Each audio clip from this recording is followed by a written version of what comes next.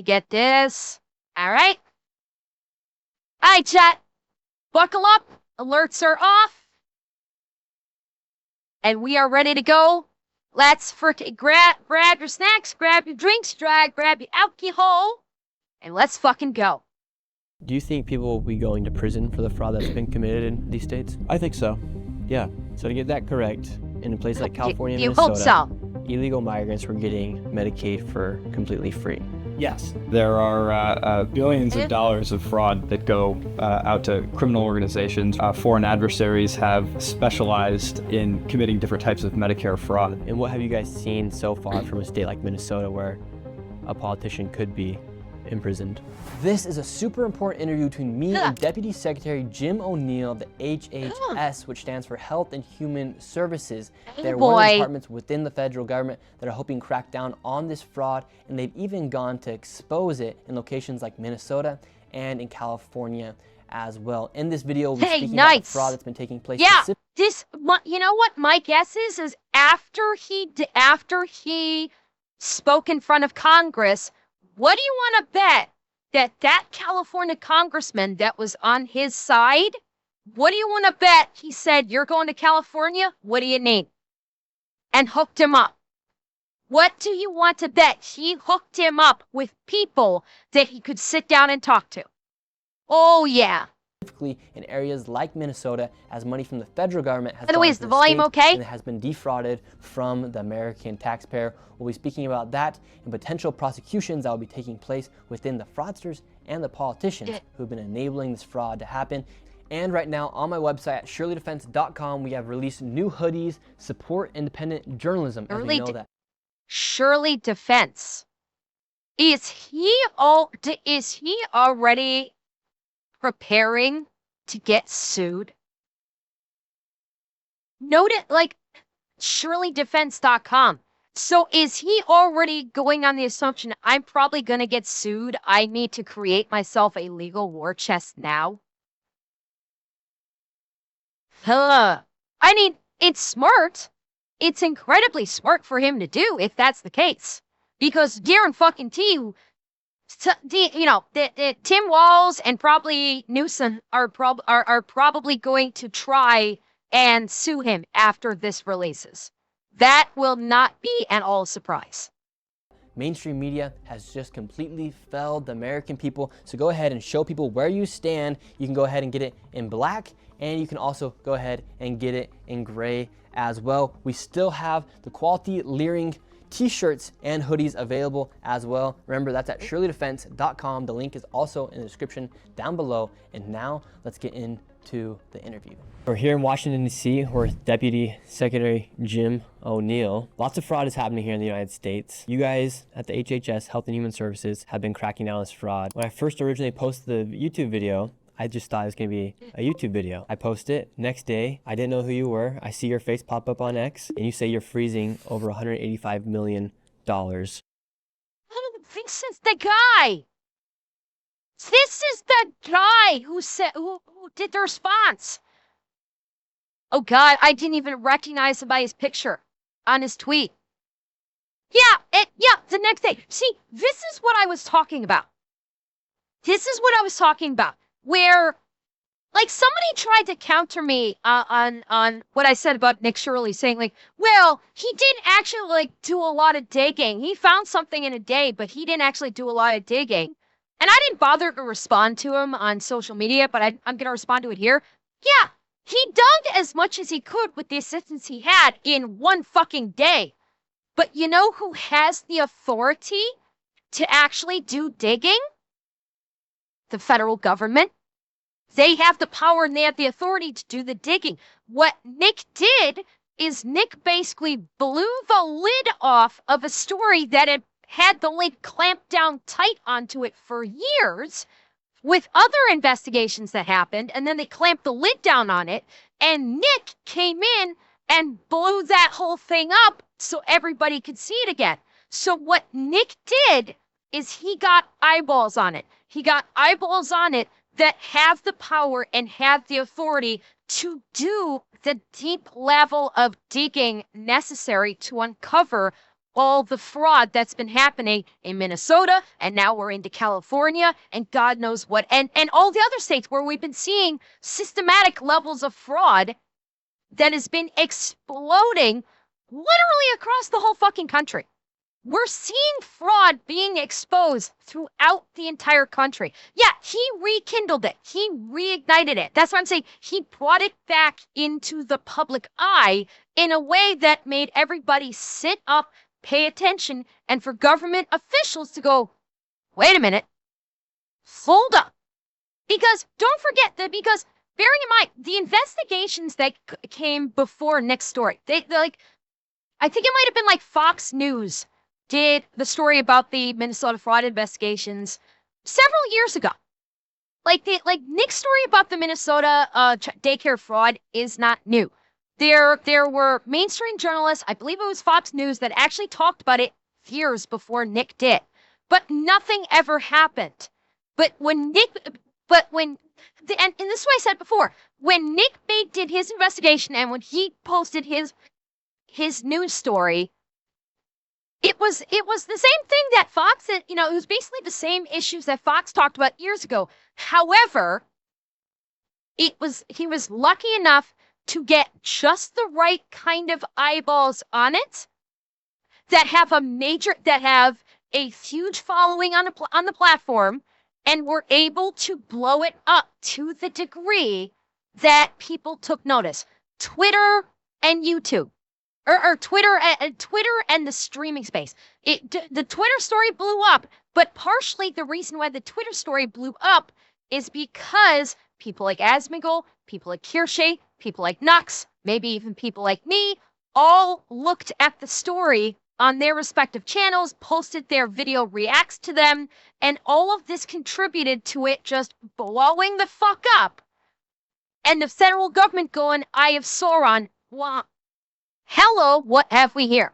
And that's how it got the ball rolling. So again, Nick Shirley was able to, and this is why the mainstream media hates Nick Shirley, is because Nick Shirley was able to accomplish the thing that they can only dream of doing. Do one story, do a single news story that literally grabbed the attention of the entire country and blew everything up. Everything we're seeing now, literally the massive upheaval, the massive investigations, the massive ice sweeps through the states, snatching up illegal immigrants, the IRS coming into Minnesota en masse, the major investigations happening into fraud throughout multiple states. All of that happened because of Nick Shirley's video. And the right people's eyes landed on that video and blew it up. He didn't tip the dominoes, Revit. He literally flipped the table. Nick Shirley flipped the fucking table, and everyone else decided to just basically, okay, now we're going to flip the restaurant. So let's see what he's going to flip over this time. To childcare in Minnesota. What has this crackdown on fraud been like for you guys? Taxpayers spend a lot of money on health care and welfare Yes, they do. in America. They're very generous. And this department administers a lot of it, including Medicaid. You know what, Moose, you bring up an excellent point. If Time magazine doesn't list Nick Shirley as one of the most influential people of the year, a minimum of the year, fucking rigged.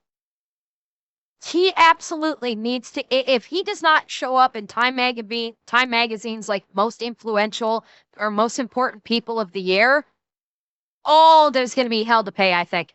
A lot of people are going to be like, fuck you, Time. And I think they might actually lose some subscribers because of it. And childcare, and has a responsibility for ensuring there's integrity. The status quo was just to trust that states would make sure that none of it was spent on fraud. Status quo is obviously not good enough. So we've been asserting all of our responsibilities and enforcing that states are really doing their jobs, and that's been escalated over the past few months, partly thanks to you. And so I go ahead and post this Big video. I thanks go to to him. the daycares, I show the locations, and then you guys freeze the funding.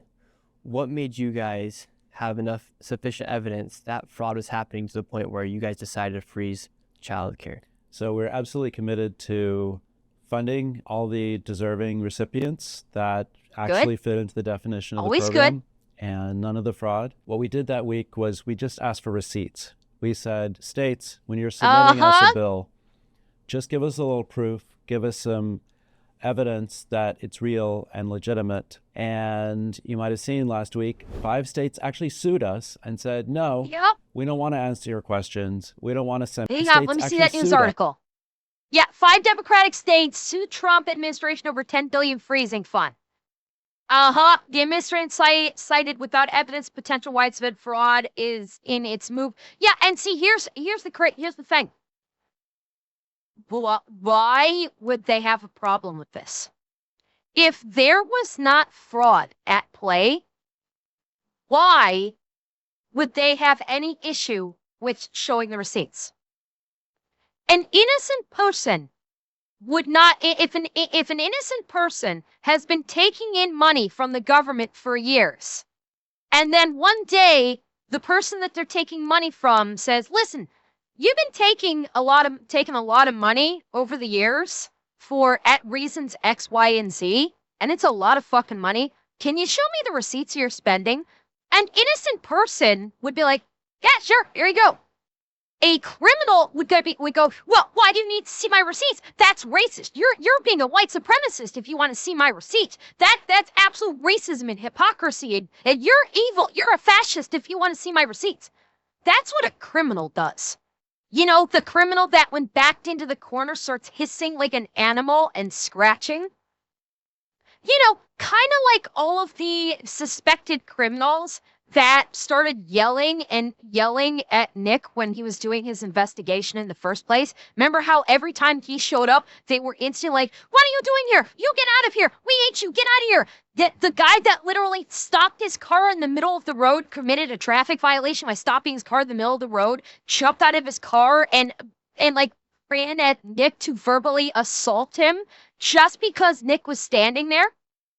Yeah, that's what guilty people do.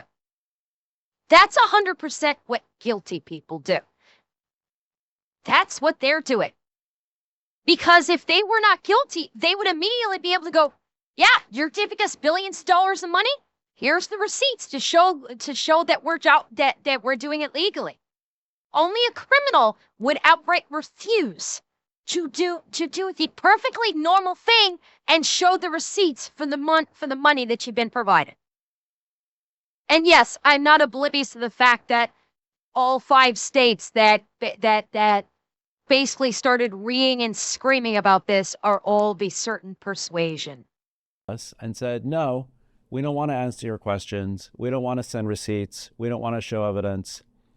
So far, court said to freeze that part of it, the demand for receipts, which we're going to comply with the court while we appeal, but we're moving forward in other ways. We're going to be sure that no money goes to fraud. So has a single... Wait, did I understand? Wait, hang on a second. Did I miss something there? We don't want to send... 5 states actually sued us and said, no, we don't want to answer your questions. We don't want to send receipts. We don't want to show evidence. So far, court said to freeze that part of it, the demand for receipts, which we're going to comply with the court while we appeal, but we're moving forward in other ways. We're going to be sure. Okay, so yeah, the courts accepted the freeze of that part for now. It's getting appealed, and they are also continuing on with alternative avenues as well. Okay. No money goes to fraud.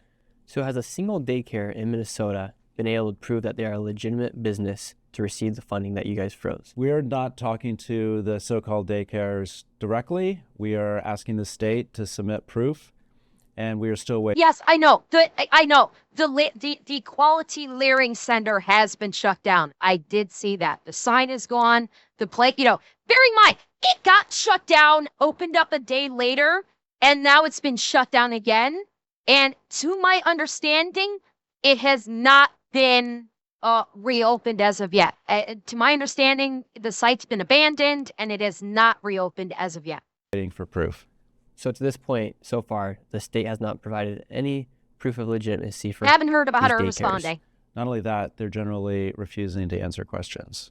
So for one example, on the Medicaid side, Dr. Oz sent Governor Walz a letter at the beginning of December saying, please just send us a corrective action plan for how you're going to change your policies and stop fraud on Medicaid.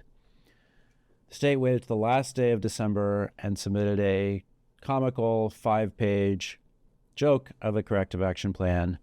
And we wrote back and said, that's obviously not good enough. We need a real corrective action plan. They then No, that's that. No, okay, wait, asked for a hearing, which of course they'll get their hearing. They're really dragging the corrective action plan. They then asked for a hearing, which of course they'll get their hearing. They're really dragging their feet on. Well, if they're dragging their feet, you bring the hammer down on them. You know what? You ask them, give me your corrective action plan. And at the 11th hour, they send a bullshit joke of a corrective action plan. That's an obvious joke. You go, cool. Circular file for it. Now we're playing by our rules. It's not contempt of Congress because this was not congressional. Dr. Oz is not congressional. Dr. Oz is in a I forget his exact. I believe he should be head of words are hard. Health and Human Services. I do believe Dr. Oz is in charge of that. It is the oh fuck. He's in charge of that. He's not in Congress. So this was not Congress saying we want you to send us an action plan.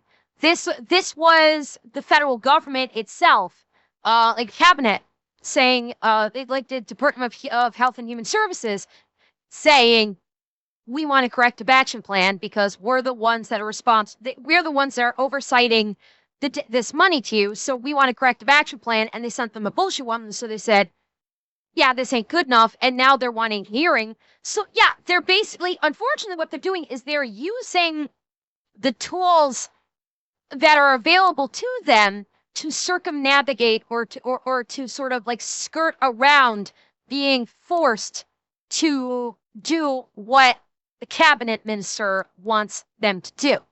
So it's that they're using these machinations as stall tactics.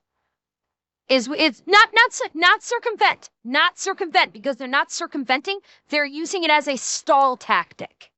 Because they sent a bullshit plan knowing that it wouldn't fly. They responded with, this isn't good enough. So they're responding with, we want a hearing, which can take time to set up. And this is all stall tactics. Well, they try and basically figure something out. They have not yet circumvented it. They're probably working on a means of trying to circumvent it. But as of right now, they're using the tools in place to stall. And that's why I'm saying like they're dragging their feet on it. Because what do you want to bet? They're gonna take a page out of the fucking quality Leering Center and go, oh no, our offices got broke into and all of the data that you guys want suddenly got stolen. Be another fucking Watergate is what it would be. Actually, I'm you know what? I'm a little surprised that the theft at the Quality Leering Center did not get called Leering Gate. Honestly, now that I'm thinking about it, that's a failure. Internet, you failed, Internet. That was the perfect time to start calling it Leering Gate. No, Esmala Gate, Leary Gate. Because what happened at the Quality Leering Center is precisely what fucking happened at the actual Watergate. It was like the perfect opportunity to start calling it Leering Gate. Okay, that's what I'm doing. Anytime that is referenced, I'm calling it Leering Gate. I'm calling it Leering Gate from now on because it literally is the exact same MO as Watergate. Someone literally read a book on Watergate that was part of the Quality Leering Center and said, hey, we should try this. And so they literally did their own Watergate. And so now we now have Leering Gate. Reform on Medicaid.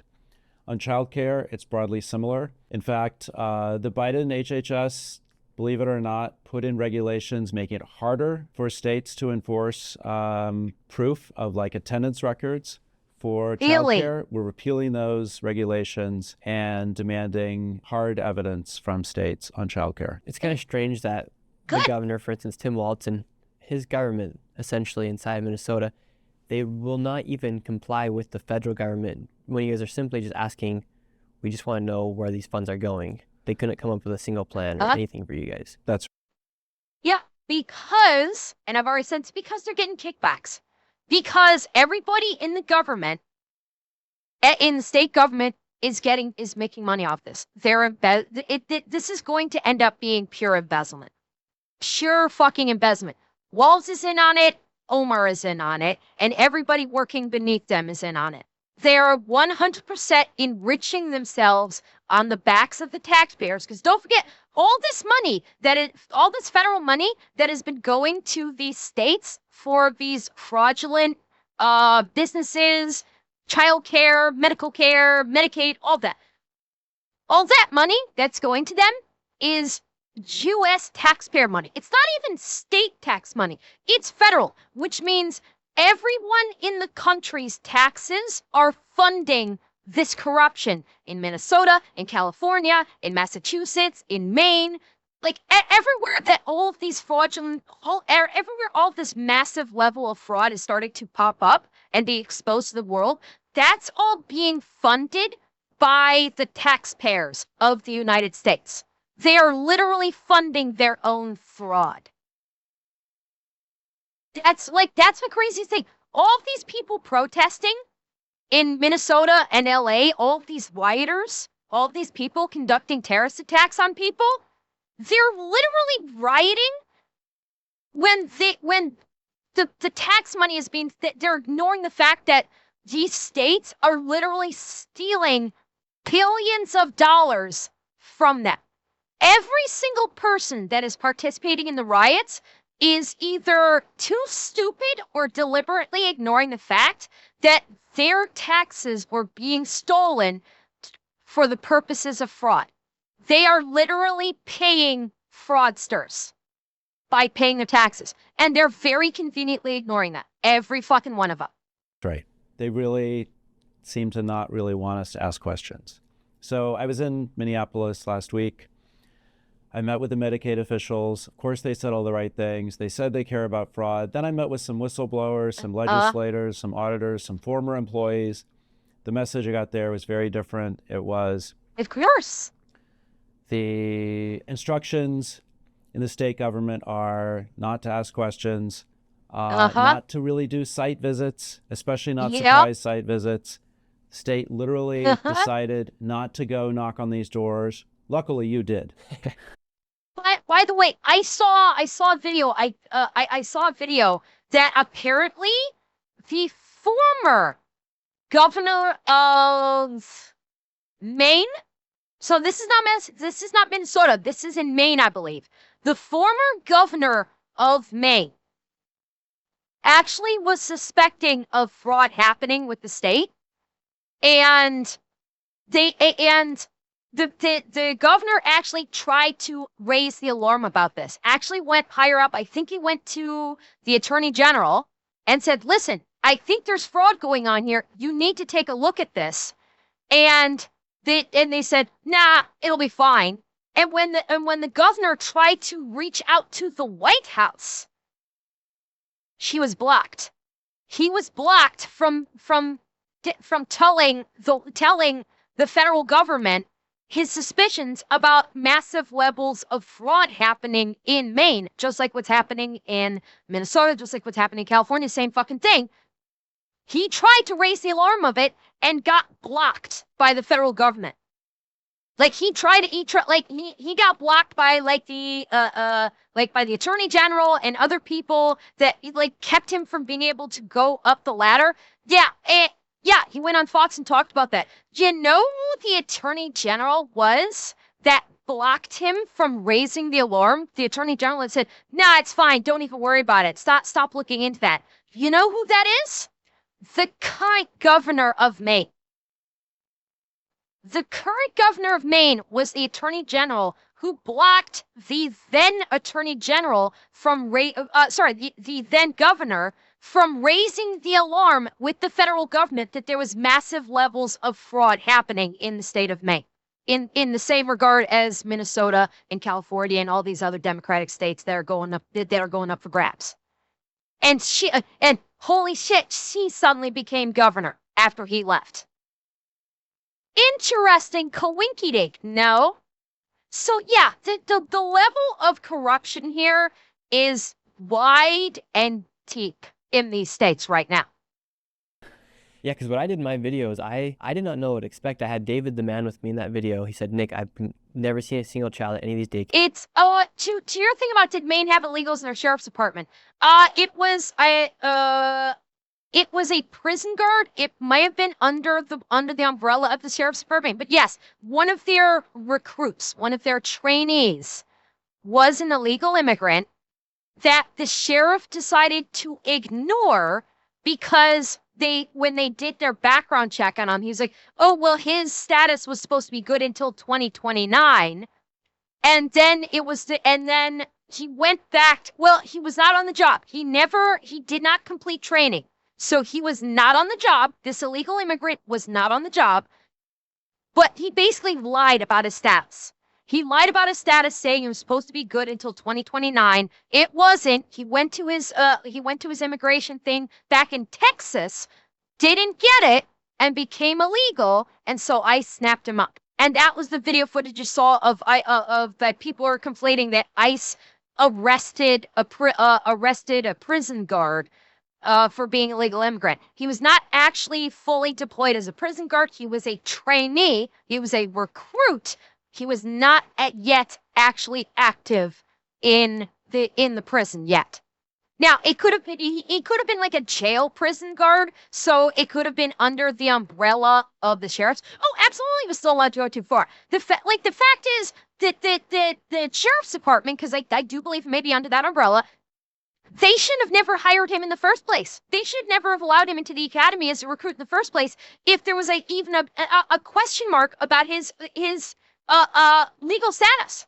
If the excuse of, oh, we thought that he was going to be have legal status until 2029, that's a bullshit fucking excuse. That means that you're only going to be able to have that man working as a security guard until 2029.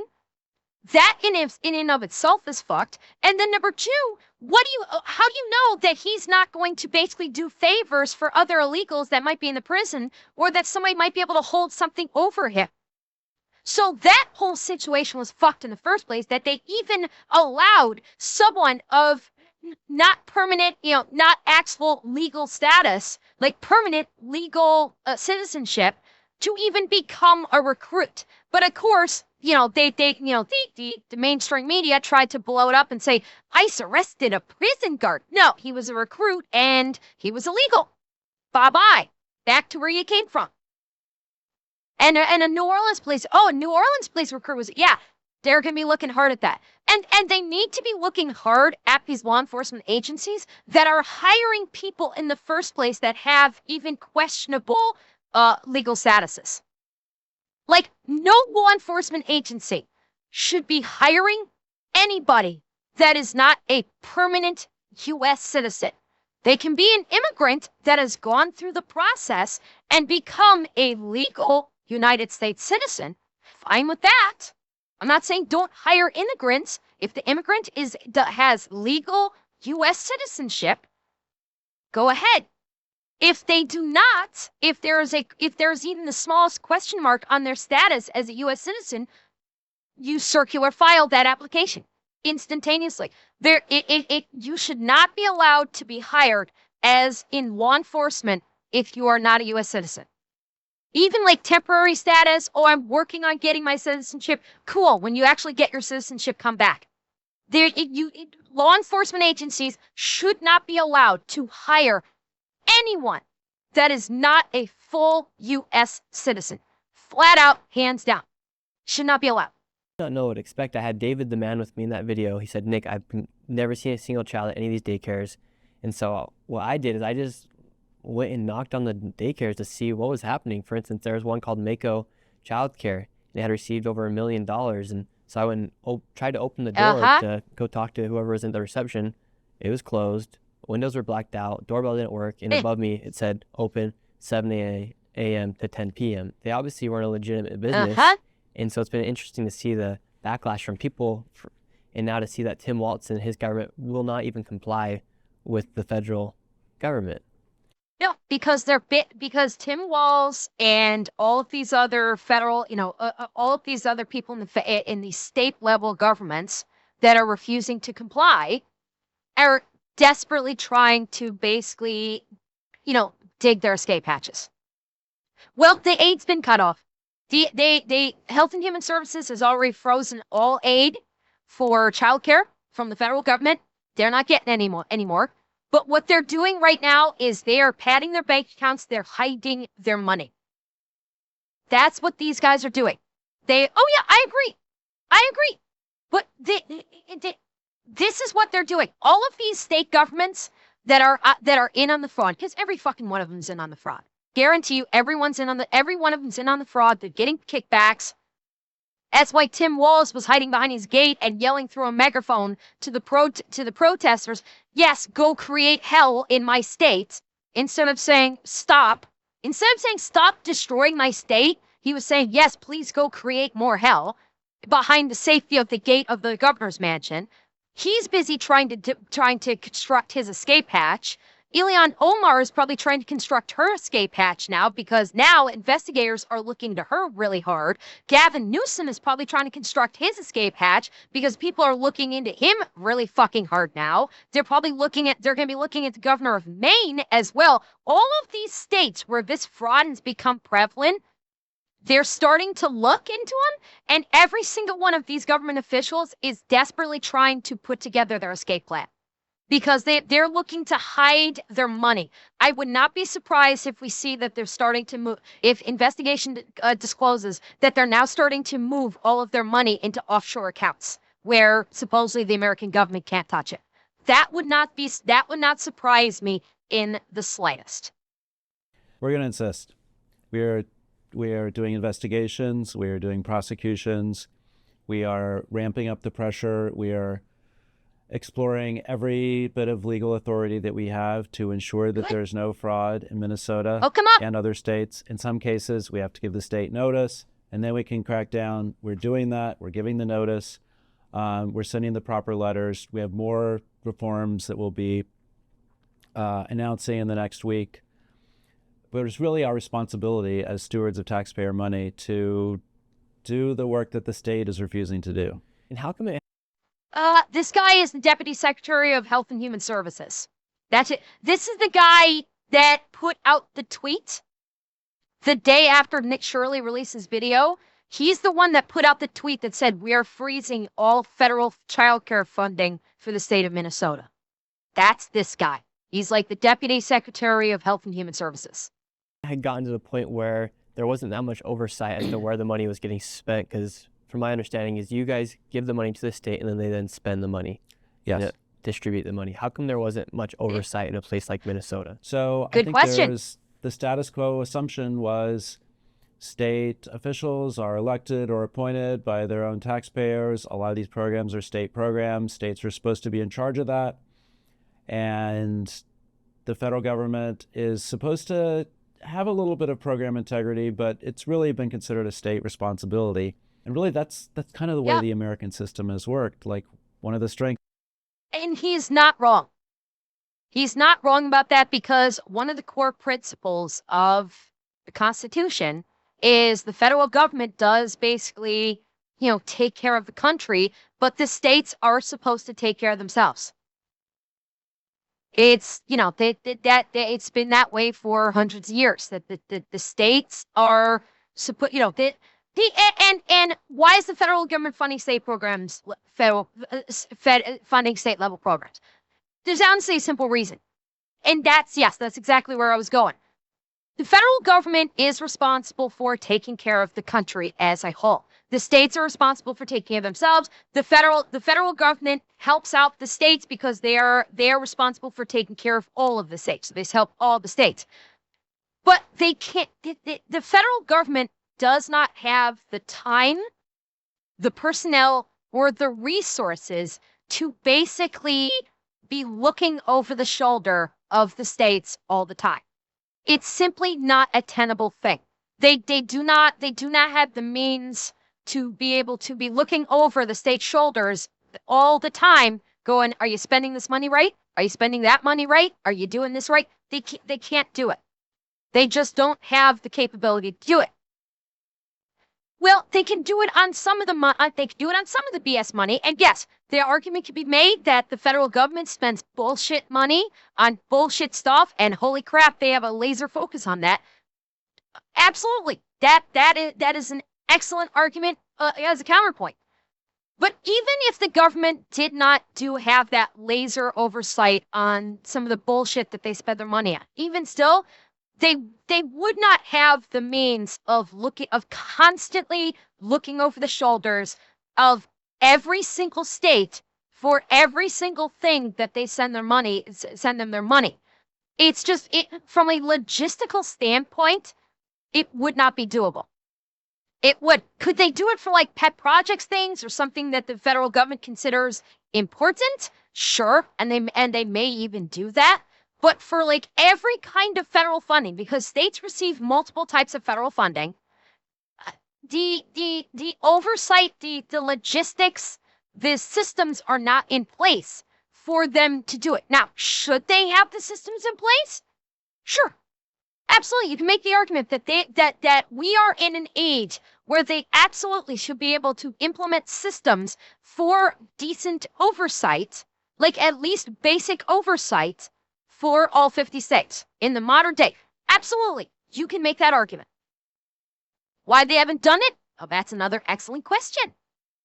That's another excellent question. Is why don't they have the infrastructure in place for at least minimal oversight? Like, one of the strengths of our social capital in America is high trust, transparency, open books, data available to the public, processes that everyone can see and follow, rules that are clear to everyone. That's broken down from time to time in American history. We've had like political machines in big cities, often involving like a unassimilated immigrant group that gets kind of co-opted by a political party or a faction of a political party, and ends up with a whole complicated but stable system of like public money being steered into fraud, and voting blocks like cooperating with the fraud and voting for certain politicians. And there's the crux of it. What he just said is a big part of why this fraud is perpetuated, is because these governments are buying votes. That's a big reason why. It's been said before. Many people have said this. I'll add my voice to it. The fraud and illegal immigrants are going hand in hand. Let's just get that out of the way. The massive levels of state fraud that we're seeing, particularly in the Democratic states, is coupled with the massive amounts of illegal immigrants that are flooding into these states, and that the state governments are welcoming in, encouraging, and even trying to increase. They are trying to buy votes. All of these illegal immigrants that come into these states, they're getting free money. They're getting free money, they're getting free food, they're getting free housing, they're getting free clothing, they're getting free vehicles, they're getting free. It's literally turning into welfare states. Why? Because it's the state buying votes. And how many of these states don't require ID to vote? I would say most, if not all of them, don't require ID for vote. So they are buying votes to keep these fraudsters in power. And that is a part of it. So make no mistake, the people in the government are taking their cut. They're absolutely getting their kickbacks, and they're taking their cut, and they're padding their bank accounts, and they're trying to hide all that wealth, but they're 100% getting wealthy. Ilhan Omar did a fucking horrible job of hiding her wealth, and that's coming back to bite her in the ass. Can't wait for her to go in the box. But at the same time, they're also using it to buy votes. All of the illegals that come into the state, the state's going, here, have a bunch of free shit. You like that you just got free shit, right? You're going to make sure you vote for us in the next election, right? And of course, the illegal immigrants like free shit. They like being able to keep getting free shit, and they like being able to get even more free shit when they scam people. So they're going to say, yeah, of course we're going to vote for you. And it's all about getting votes. They're literally buying votes in each one of these states. And it really looks like we have exactly that situation in Minnesota. And it's been obviously going on for a few years. It's been going on for a long time. I had originally went to Minnesota in June to make a video about the demographic shift within the Somali population, how Christian churches were turning into mosques, and people started telling me about the fraud. I even had people set up for me to interview, and when it came down to do the interview, they all backed out because they were too afraid to talk about the fraud. Yeah. And so when 89% of the fraud that has been charged and people have been found guilty in Minnesota have been by Somalians, the Minnesotans were afraid to speak out against the fraud. And I think that's kind of why it was able to happen for so long, because we saw what happened. Tim Waltz started calling me a white supremacist on live TV for talking about the fraud. He did. Like, the fucking racist, hating it, self-hating racist, called him a white supremacist and said that any investigation into what is clearly fraud, he characterized it like any investigation is white supremacy, which is fucking insane. It's fucking insane, and it's also an obvious bid at obfuscation. It's Tim Walz trying to basically go, don't look over here. I'm calling you a white supremacist, so you don't see what I'm doing over here, which is stealing millions of dollars and padding it and putting it into my hidden bank accounts. Oh, absolutely. And at the same time, he did it to gin up his retarded citizens. He did it specifically because he knew how stupid, gullible, and retarded so many of the citizens of Minnesota are. He knew how easy it would be to work them up into a fucking frenzy, and that's why he pulled the buzzwords.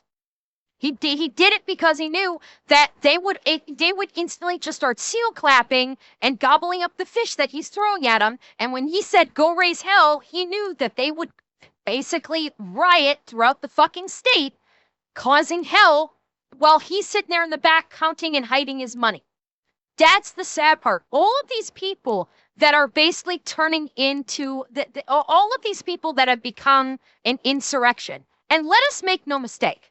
What is happening in Minnesota, what is happening in Los Angeles, what is happening in Maine, all of these riots, all of these attacks, all of these crimes, this is an insurrection. And it was fostered by the governors of these states. Every single one of these governors that has fostered the insurrection should be put on trial for treason. Every fucking one of them. Newsom, Walz, and I can't even remember what the hell her name is, the governor of Maine, particularly Walz, they should be arrested and tried for treason. They should. Walz especially, because he is, by the definition of treason, he is giving aid and comfort to a foreign enemy. He is. Because a lot of the fraud that has been perpetuated by the Somalian community in the state of Minnesota has been funneled back to a terror group, Al-Shabaab, in Somalia. They are literally funding a terrorist organization that is an enemy of the United States. That is the very definition of treason. He is providing aid and comfort to an enemy of the United States. For sure, Tim Walz has.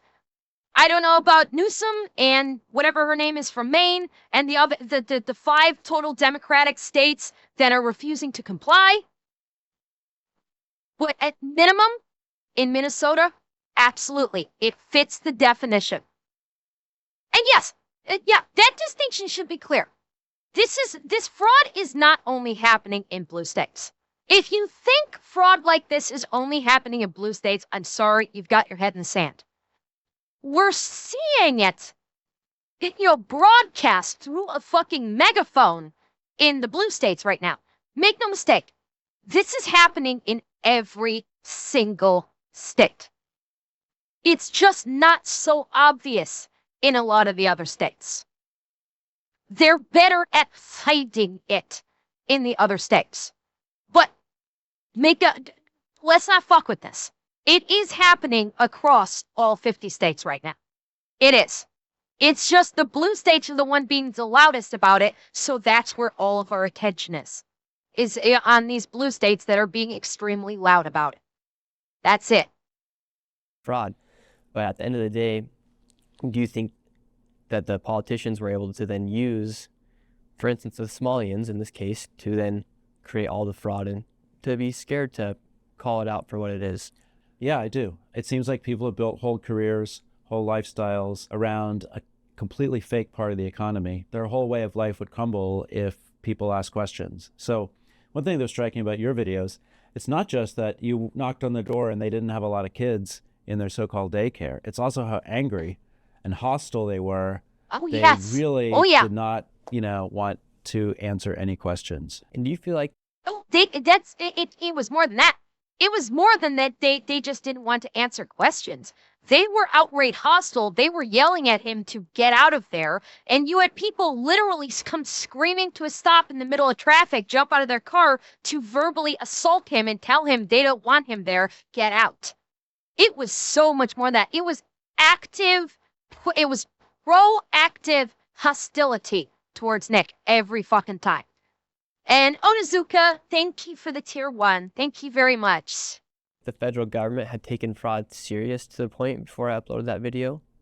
Or do you think, how come you think from my video there's such a big ripple effect across the nation? We were starting to focus on Minnesota on the Medicaid side in November, but Right. you definitely... Yeah, and they were. Because don't forget, just before Nick put up his video, they had made the arrest. They had arrested, and I'm pretty sure convicted, multiple people of $9 billion in Medicaid fraud. So that did happen before Nick's. So their eyeballs were already on it. What Nick did beautifully is basically give them another. He didn't speed up the progress. He gave them another target. That's what he did. They had all their eyes on Medicaid because that was $9 billion in theft that occurred. That was again funding Somali terrorism back in Somalia with the Al-Shabaab group.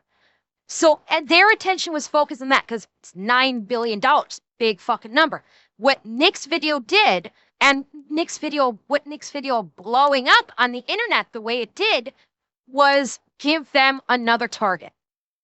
Nick basically said, okay, target down, change targets. Here's another one for you. And they went, oh, target locked. Let's engage. And so basically that's what Nick's video did.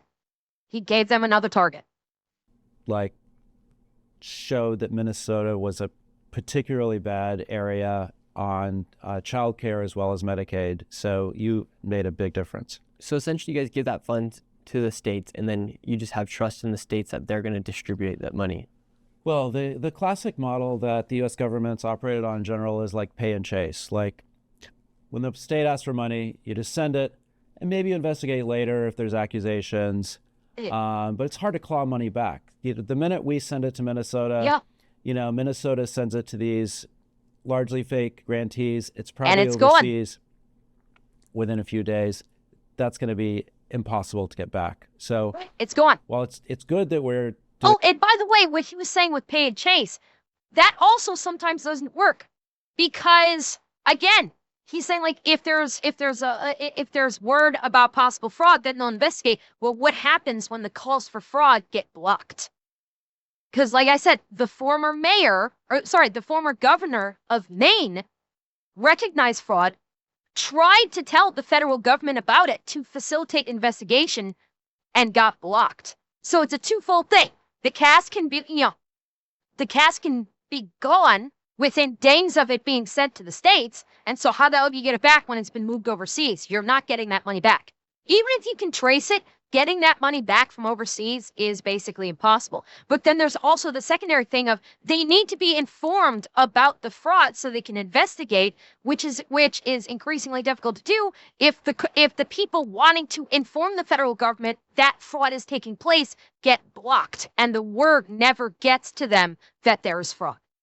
Investigations and prosecutions and like holding everyone accountable we can. The bigger savings are going to come from just not sending money out the door in the first place until we're sure that the states have a handle on the situation, are not corrupted, and are sending it to real people who actually deserve it. Yeah, it sounds like you guys are doing something very common, with a lot of common sense to say, we want the proof. I disagree that the state should be required to pay back what was lost for a specific reason. With what we're discussing right now, with the fraud, frauds on daycare centers, money being sent overseas, et cetera, et cetera, et cetera. Saying that the state should be required to pay what was lost is actually going to hurt the taxpayers who had nothing to do with it. There is the problem is say, with Minnesota, $9 billion in Medicaid fraud, that was all sent to Somalia to a terror group. That's not getting back. So are you going to put the citizens of Minnesota who had nothing to do with it, and probably a pretty strong majority of the citizens of Minnesota had nothing to do with this fraud. I'd say a pretty strong majority of citizens don't support the riots that's happening in the state. It's primarily, it's primarily Minneapolis, and they're importing people from outside of the state to facilitate these riots. Don't forget about that. The majority of the people of the state of Minnesota probably had nothing to do with it, want nothing to do with it. So by saying the state should have to pay back that $9 billion, that's $9 billion of the taxpayers that you're talking about ripping away from people. That's like basically now you're taking away the services of everyone else. How do you hold them accountable? Good question. I'm not smart enough to have a good answer for that. I'm literally not smart enough to give you a good solid answer. You could start with basically draining the accounts of Tim Walz, Ilhan Omar, and every other government official that was involved in the fraud, because I guarantee you they have millions of dollars in their bank accounts that you could absolutely grab back for them. Other than that, I don't have an answer. I'm sorry, I am not smart enough. I'm not a forensic accountant. I'm not an economics expert. I don't have a good answer for you.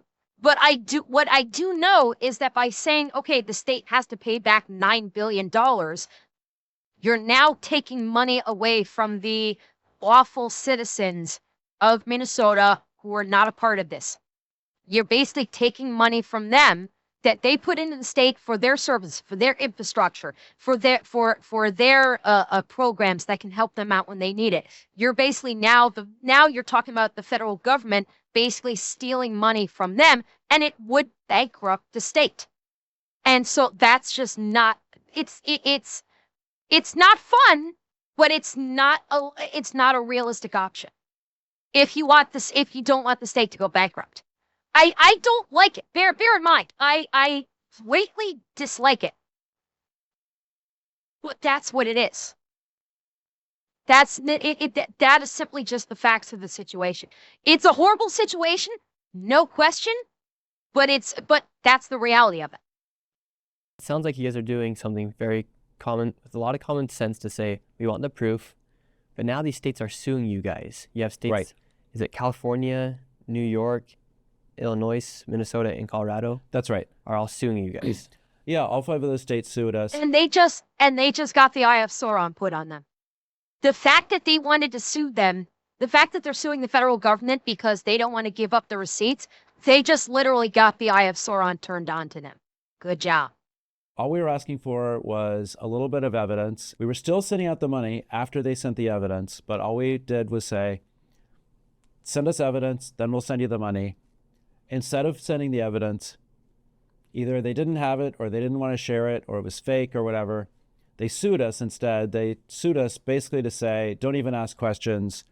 It's none of your business. Just give us the money.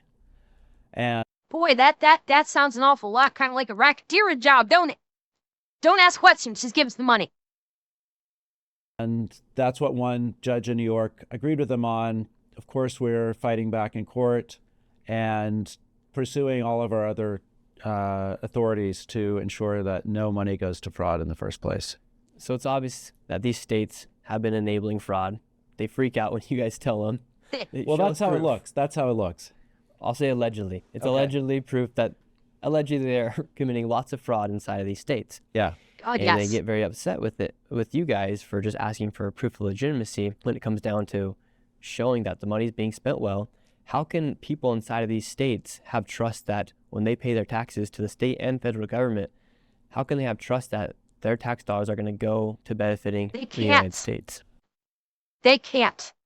That's the scary thing. That's probably what a lot of U.S. taxpayers, fuck, it's what I'm asking right now. We don't know if our tax money is going to fraud anyone. I imagine you might get a lot of people, because tax time is coming. You're going to have a lot of people. Now, bearing in mind, I don't think anybody is going to outright refuse to pay their taxes. You might get a couple. You might get a few people, like a few extreme people that are saying, fuck this, I'm not paying my taxes because all my taxes are going to fraud. So legally, I should not have to pay my taxes. We're going to get that. We're going to get that, no question. But now, within the next month or two, you're gonna have a lot of people postulating on the internet, why the fuck should I be paying my state taxes? Why should I be paying my federal taxes when for the last umpteen years it's been going to fraud? That's not what my taxes are supposed to go to. So I shouldn't have to pay my taxes until you get this under control. Now, as I said, people are still going to pay their taxes because nothing is scarier than the IRS, and the IRS is working on overdrive right now. But you are going to have that question being asked a lot more. A lot here, people are going to be saying, like, why should I pay taxes when my taxes all seem to be going to fraud and not towards what it's supposed to be going to?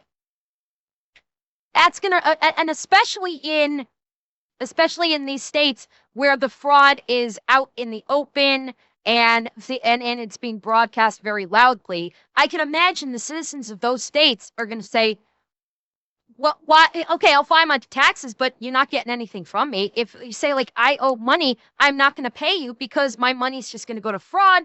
And I also wouldn't be surprised if we start seeing average people banding together to file lawsuits against the state or the government that if they supposedly owe tax money, to say, why should I be forced to pay taxes when it seems like all my money is going to fraud? And I can see lawsuits starting to rack up in the court systems by people saying, the government, state, federal is saying that I owe taxes, but all my taxes are going to fraud, so I should not be forced to pay any taxes. I imagine we're going to start seeing more of those cases, and there'll be class action suits because obviously no one person is going to be able to facilitate a lawsuit like this. We are going to start probably seeing, I think, a few class action lawsuits start being brought against states and against the government for that very reason. Now, is it going to go anywhere? Don't know. Probably not. But I do foresee that maybe an effort will be made in the near future to basically say, so-and-so is claiming I owe taxes. I should not be forced to pay these taxes because my taxes are going to fraud. And you're literally trying to force me to participate in a crime. They might try to call it entrapment. Who knows? Who knows? I'm literally just throwing out legal terms, which is what they'll be doing. But we're going to see efforts being made much more so than we've seen in the past. Because in the past, I'm sure you've had a couple of whack job individuals that have tried to file a suit saying I shouldn't be forced to pay taxes, that taxation is theft, that whole thing, and obviously that died in court. But now, with everything that's happening, I could see a lot of people banding together, facilitating very big, very loud class action suits because of what's happening. Yeah, so for their federal taxes, they can count on us to do everything we can to not ship money out the door if it's going to fraud, to ensure that it's going to the people that the program was actually designed for, which is a lot of working families that struggle to afford health care without Medicaid and struggle to afford child care without federal support. That's what Congress designed the programs for. That's who we're going to ensure the money goes to. Yeah. But they also... Confidence is not high on that one. I appreciate the guy sitting down with Nick Shirley and talking with him like this, but I'm sorry, no one has confidence that the federal government is going to do right by them regarding their tax money funding programs to help people in need. Nobody has any confidence in that anymore. Need to hold their state officials accountable for their role in this. We are doing everything we can federally, this across this department, as well as obviously other... Yeah, I should point that out. This gentleman probably wants it to be that way. The way he just put it is that the federal government is going to make sure it gets to the right people, that the right people receive money to avail themselves of the services that they need, that they are legal individuals and they are legally able to avail themselves of these services. He may want that to happen, but that's not reality. And that's why this is one giant X to fucking doubt. Departments to ensure that every single taxpayer dollar at the federal level is spent the way it's intended to. Do you think people will be going to prison for the fraud that's been committed in these states? I think so. They damn well better. Yeah. How long do you think it'll... No. This is not should they. People need to go to prison because if nobody in the upper ranks of the government goes to prison, that's a problem. If we see government officials that have participated in the fraud, that have hidden the fraud, if we basically don't see Tim Walz go to prison, I could see another set of riots begin, but with different people this time.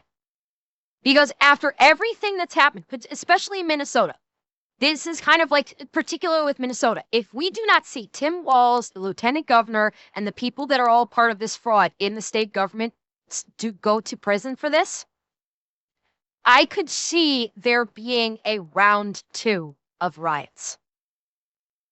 It's not something I want to see. Let me make that very clear, but I could see it. After everything that has been happened, with Tim Walz basically firing up the rioters to commit these crimes, to basically destroy the state. And if he's found to be guilty, him and his people found to be involved with fraud and they don't spend time in prison, I think the other side is going to start rioting at that point. The fact is, because the Insurrection Act has not been enacted and the state has not been brought under control, that's already caused a lot of people to have no faith in anything in the government. No faith whatsoever. The fact that the riots are still continuing, they're even escalating. The Insurrection Act has not been engaged to basically bring control to what has been happening, that they know about these highly organized groups that are patrolling the streets and basically terrorizing people that are acting like their own version of a Gestapo by creating roadblocks, blocking off streets, stopping people, demanding them papers, please. And the fact that the Insurrection Act has not been engaged, a lot of people are pissed about that. A lot of people are looking at Washington and the White House and going, so you just don't give a fuck. You're just going to hide in the White House and not do anything. Well, our streets get terrorized by these rioters, by these terrorists. They're looking at Donald Trump going, so you don't care? That's how people are looking at him right now. Is he did that one thing like, oh, I talked to Tim Walz and he's a great guy and we had a great conversation and nothing's changed. And in fact, things have only got worse and he hasn't done anything. People are seeing that. And so if we do not see punishment for the people that perpetuated this, that threw gasoline on this fire, there are going to be more riots. You're going to have a second round of the other half, and these are people who are not shy about bringing their firearms to protests.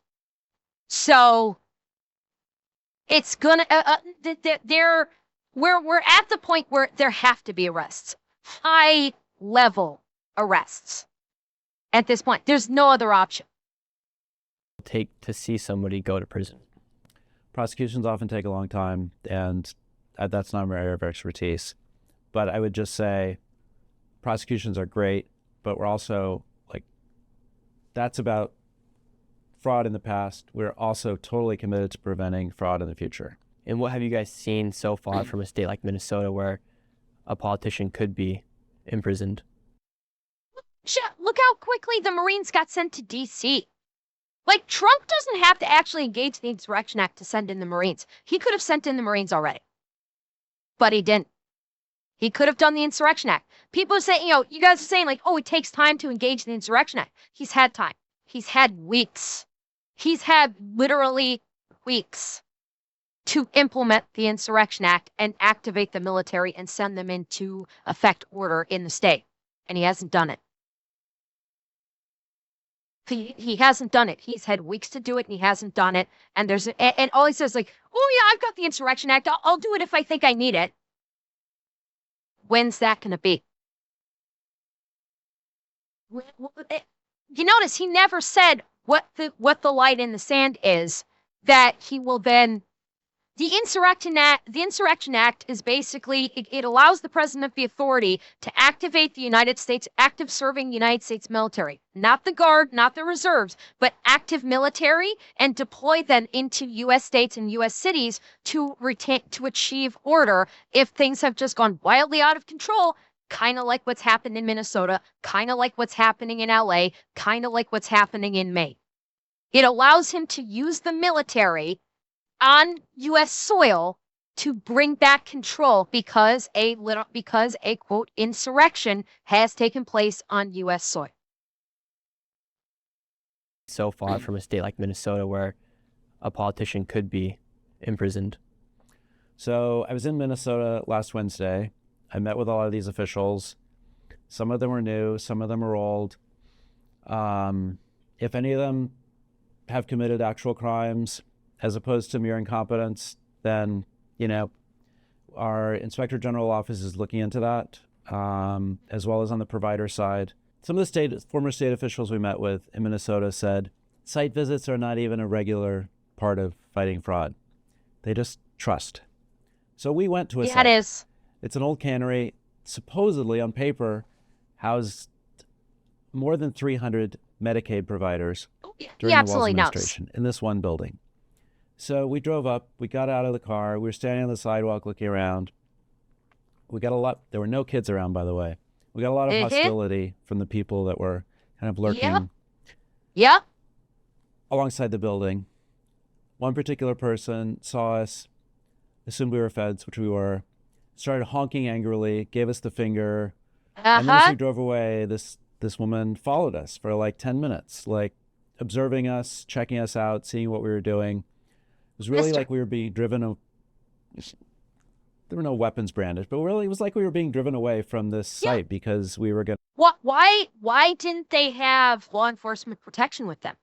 I would have thought that they would have had some kind of security with them. And if you have some woman, we are at the stage where if someone is following around federal agents, they instantly need to be detained. Instantaneously. If these federal agents are conducting an investigation and they're being followed around, then law enforcement needs to swoop in, detain them, investigate, and arrest if necessary.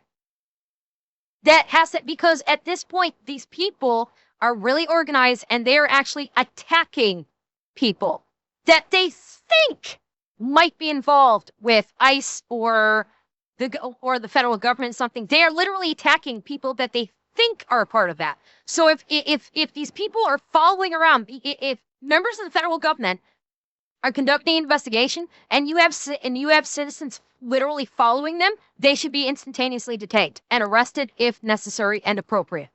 This is out of fucking control because they will attack people. They have attacked people. The kid gloves need to come off. It's time to start putting the foot down. Ask questions. And that's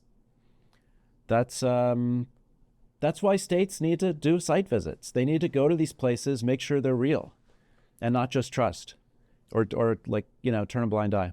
Yeah, because what I did, I kind of caught him red-handed because I just showed up to Yes, locations. that's right. On a normal weekday. Yes. And there was nobody inside any of the buildings. I found a building with over 14 Medicare providers.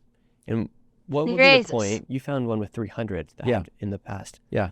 What would be the point of a building having 14 of essentially the same Medicare providers or healthcare providers? They should have used the Insurrection Act when the autonomous zones in Portland, Oregon Occupy Wall Street happened, but they didn't in either case. The argument to be made for the Occupy Wall Street is that, comparatively speaking, it was more benign. Comparatively speaking. Not saying that the Occupy Wall Street autonomous zones were not fucking stupid, brain dead, and retarded, because they were. This was, again, a bunch of yuppie fucking liberals saying, we know what's best and we hate the government and blah, blah, blah. But compared to what we are seeing in Minnesota, in Maine, and in LA, there's a difference between an autonomous zone and people actually setting up checkpoints, stopping American citizens and demanding of them papers, please. There's a big fucking difference. And if they don't, they might attack them. There's a big difference there. Setting up an autonomous zone and actually attacking people because they don't show you their papers, and they're doing it on a much larger scale.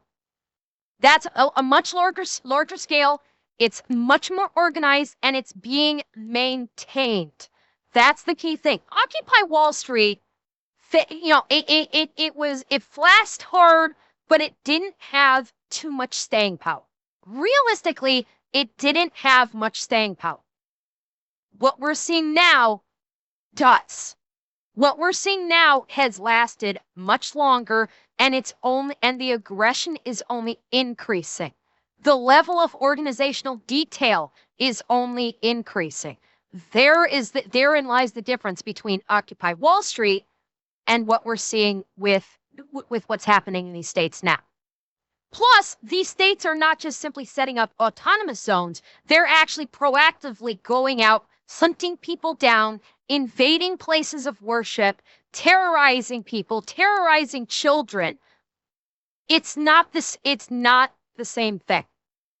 There's a difference between setting up autonomous zones, like what we saw with Occupy Wall Street, and now where they're setting up autonomous zones, setting up checkpoints, proactively going out and attacking, proactively going out or in an organizational manner, tracking ICE and doing everything they can to obstruct ICE, going after regular citizens just because they think they might be part of ICE. It's a different scenario. It's honestly a different scenario than that. Medical office buildings are a thing. In theory, you could have a building that has multiple providers in it, but the size of the building has to be big enough to hold, all those things. Obviously, what we both found, especially you, was it doesn't even make logical sense that many providers would be in a building of that size. Plus the hostility. Yep. If you read something on paper, it seems a little odd that many companies would be in one building. Well, just go visit. Go find them, which is what you did. Yeah. So is the state doing these visits? Yeah. No, usually not. So they're just cutting the check. Even as a matter of policy, the former officials told me, we don't really do site visits, especially not surprise site visits. So, yeah, they were just cutting the check. Maybe that needs to change. These checks aren't just $1 million there, $10 million, millions of dollars. How deep do you think the fraud is in a state like Minnesota? Every week that goes by, it looks deeper and bigger, and like a bigger part of the Minnesota budget, a bigger part of the Minnesota economy, frankly. Who knows how deep it'll go? I think we've just seen the tip of the iceberg so far. And going back to the... Think about that. They're seeing just the tip of the iceberg, and we are already into the billions. We have already seen $9+ billion of fraud in Minnesota already. And this man is saying that is the tip of the iceberg. Think about that. Think about how devastating this is going to be to the state when this is all said and done. When all the investigations are done, when they come up with a hard number of how much fraud there's going to be, this is going to bring the state to its knees. It will. It will bring Minnesota, possibly other states as well. It will bring them to their knees. I'm like, already California is being ordered by the federal government to pay back. I think it was like, what, 1.4 or 1.9 billion dollars of federal money that was fraudulently acquired or something like that. The California's already got 1.9 billion they got to pay back. Minnesota is they've discovered 9 billion in fraud, and that number is constantly going up. This is going to basically eviscerate so many states. Like everybody, when the final numbers come out, the citizenry is going to have zero faith in their governments anymore. You're going to have no money for any of the social services that a lot of people are dependent upon. This is going to be massive when the numbers finally come out. Point of the states suing you guys. Yeah. What plan are they implementing on their own to not let fraud happen? Well, they're all paying lip service to fighting fraud, but they're also minimizing, especially those 5 states, they're minimizing how bad it probably is. And the fact that they don't want to show receipts or evidence or invoices suggests that they're hiding something. Otherwise, why would they sue? That's how I would take the fact that they sued. It seems like they've just been enabling the fraud to happen for years and years. They're participating. They're not simply enabling, they are participating, hands down. They've attacked, they're using children and they're using immigrants. And yes, California definitely has the most fraud because it has the biggest population by volume. So of course it's going to have the most fraud. This is basic. Everyone knows this. It's nothing new. California has the highest population in the union, so it's going to have the most fraud, especially with the fact that they are continually importing a stream of illegal immigrants. New York is pretty bad, but California, it's got the highest GDP. It has the highest population cap. Yes, the bulk of fraud is going to be coming out of California. That's actually, honestly, kind of basic. They've attacked, they're using children and they're using immigrants as like political pawns to receive these millions of dollars. They're having adult daycares. They're even using autistic children to receive funding. They're using adult daycares and assisted livings, healthcare, and all these immigrants that a lot of them are naturalized citizens of the United States. They're using them to go out and get the money. And then literally there's not a need for 10 daycares within a mile radius. But if you drive around Minneapolis, it's very likely you're going to find these daycares popping up anywhere. And so when it comes down to like actually cracking down on the fraud, for instance, Quality Learning Center, they had 90 violations. And they were continuing to receive, I believe it was $1.9 million. Do you think by simply asking for proof of legitimacy in the future, which these states are now suing you guys for asking for, do you think that will help stop the fraud? So you notice a lot of this fraud seems to be in areas that don't involve a license. So like daycare, there's no license to revoke or even inspect. A lot of these non-emergency transportation services, there seems to be a lot of fraud in that. That also doesn't involve a specific medical license. And I think that because of this, we are going to perhaps see a change. Now that all this is coming to light and all of these unlicensed businesses that don't require a license in the first place, yeah, I think this is going to be a side effect, is we are going to see more government regulation requirements. You want to operate a daycare, you have to be licensed. You have to meet certain requirements and you need to be licensed. You want to operate that healthcare thing, you're going to need a license. Yeah, I think this will be a side effect, is, when the dust settles, the federal government is going to basically make it a requirement. Like, if you want to operate in these states, if you want us to give you money, then you need to basically regulate these things. You need to license them. Yeah, it probably will be a quick stamp to overregulation. And I'm not like cheering it on or anything. Don't mistake me here. I'm not like cheering this on saying, yeah, let's license everything. No, but I'm saying that this is likely what is probably going to happen in the aftermath once the dust settles with all of this, is you will see the federal government demanding states start regulating these particular kind of businesses. And they might even start looking ahead and going, okay, what other businesses are at risk of fraud, like Medicaid and childcare and medical transport and stuff like that? What other businesses could potentially be used for fraud like this? Let's regulate them too. It's not good, because overregulation is not a good thing. But I could easily see it happening in the wake of all of this. I think that is an area that people that want to do fraud tend to go into these sort of higher risk welfare and Medicaid areas. And that's also where we're focused on cracking down. So the reforms we have done on Medicaid in Minnesota, we're literally imposing a penalty of hundreds of millions of dollars a quarter on their Medicaid, because that's how much fraud there is. And real quick break from the interview to tell you guys about the sponsor of this video, Opus Clip. What used to just be an AI editor has now become the most powerful AI growth tool for creators and businesses. Over 10 million creators and businesses have started to use Opus Clip, and it's helped them gain over 60 billion views. It's super simple to use. All you do is you upload a YouTube video or upload a video into Opus Clip, and it'll come out tons of viral videos for you to then choose from. I even had my friend start using Opus, and he had just around 100 followers, and within a few videos, he was able to get a video to 30,000 views. And Opus Clip just came out their new AI editor 3.0 that comes with smarter auto framing, better virality scoring, and new captions. I personally love Opus because it helps me reformat my content for all platforms, whether it be Facebook, TikTok, Snapchat, YouTube, you name it, you can go and use Opus Clip. And for you guys watching this video, Opus is going to hook you guys up with a sweet deal. You'll get 1 week free and 3 months at 50% off. All you have to do is go to the link in the description of this video or the pinned comment down below and use code NICK_SHIRLEY. And now let's get back into the interview. How much money goes to a state like Minnesota every year from the federal government? Hundreds of millions of dollars. And so 185 million specifically on child care to Minnesota.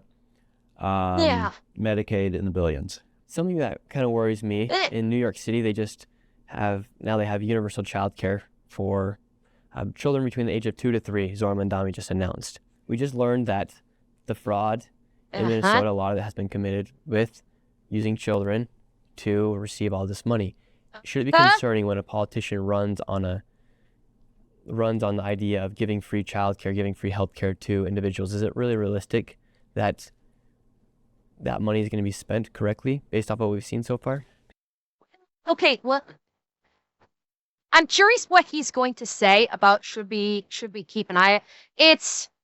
I fully appreciate how now a politician saying I'm running on a platform of free childcare for everyone, and I can fully, it's a bit loaded, and I honestly, just as a layperson, would fully understand why people right now would be extremely gun shy about running on a platform of free healthcare. Because free healthcare means that's coming out of your taxes. Okay, any politician that runs on free healthcare means that the money to pay for this is coming out of your taxes. And Mondani just came out and said they can't, recently, they can't afford. New York is broke. That he can't afford to do everything that he's claiming he did, and now he's announcing he's doing new taxes on the wealthy. So now he's implementing more taxes on at least the wealthy, but at the same time they can't afford the programs that they can pay for. And now the question is, where's the money to pay for these programs coming from? He's saying doing an increase of 2% taxes on the rich is going to make up for the shortfall or the gap in money that they need. Personally, I don't buy that. I think they're cooking numbers, and I think if they actually dig into the books, they're going to see it's complete bullshit. But it's not going to be the rich. Well, that's where I'm going. You announce, okay, now we're going to start taxing the rich even more. The rich are going to fuck off. The rich are going to go, okay, cool, I'm rich. I can move. I'm moving the fuck out of New York City. I don't care. I can work remotely. And now all of that tax money, because you just taxed the rich some more, now they're gone. So what's left? Now you have to tax the average working person, and they're not going to be happy about this. Yeah, and then they'll leave with their businesses, they'll leave with their jobs. They will basically cut the city of money and jobs.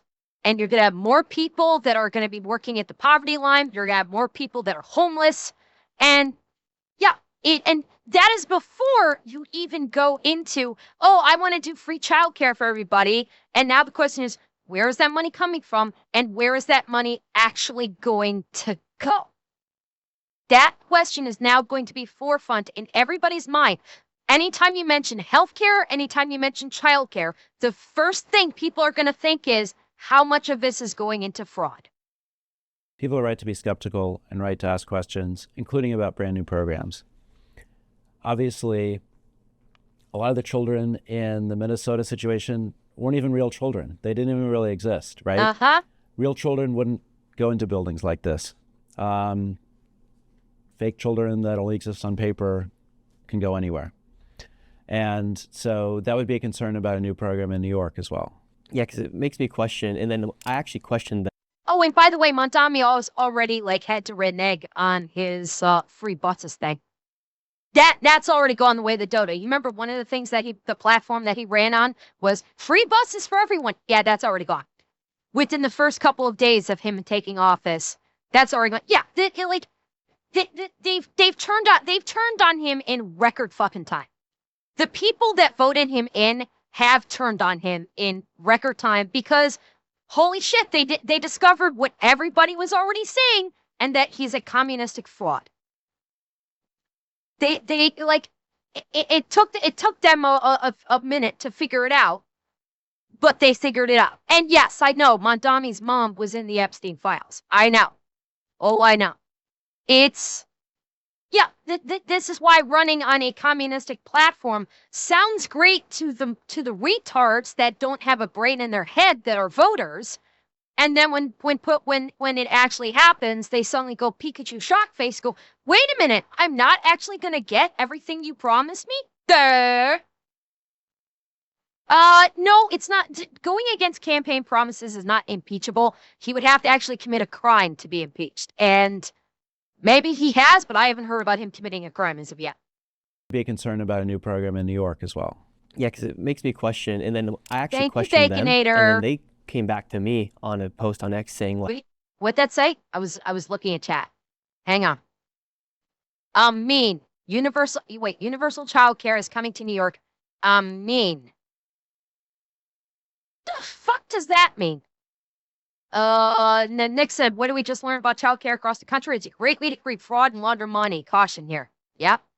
on a post on X saying, like, they literally questioned me for asking the question about.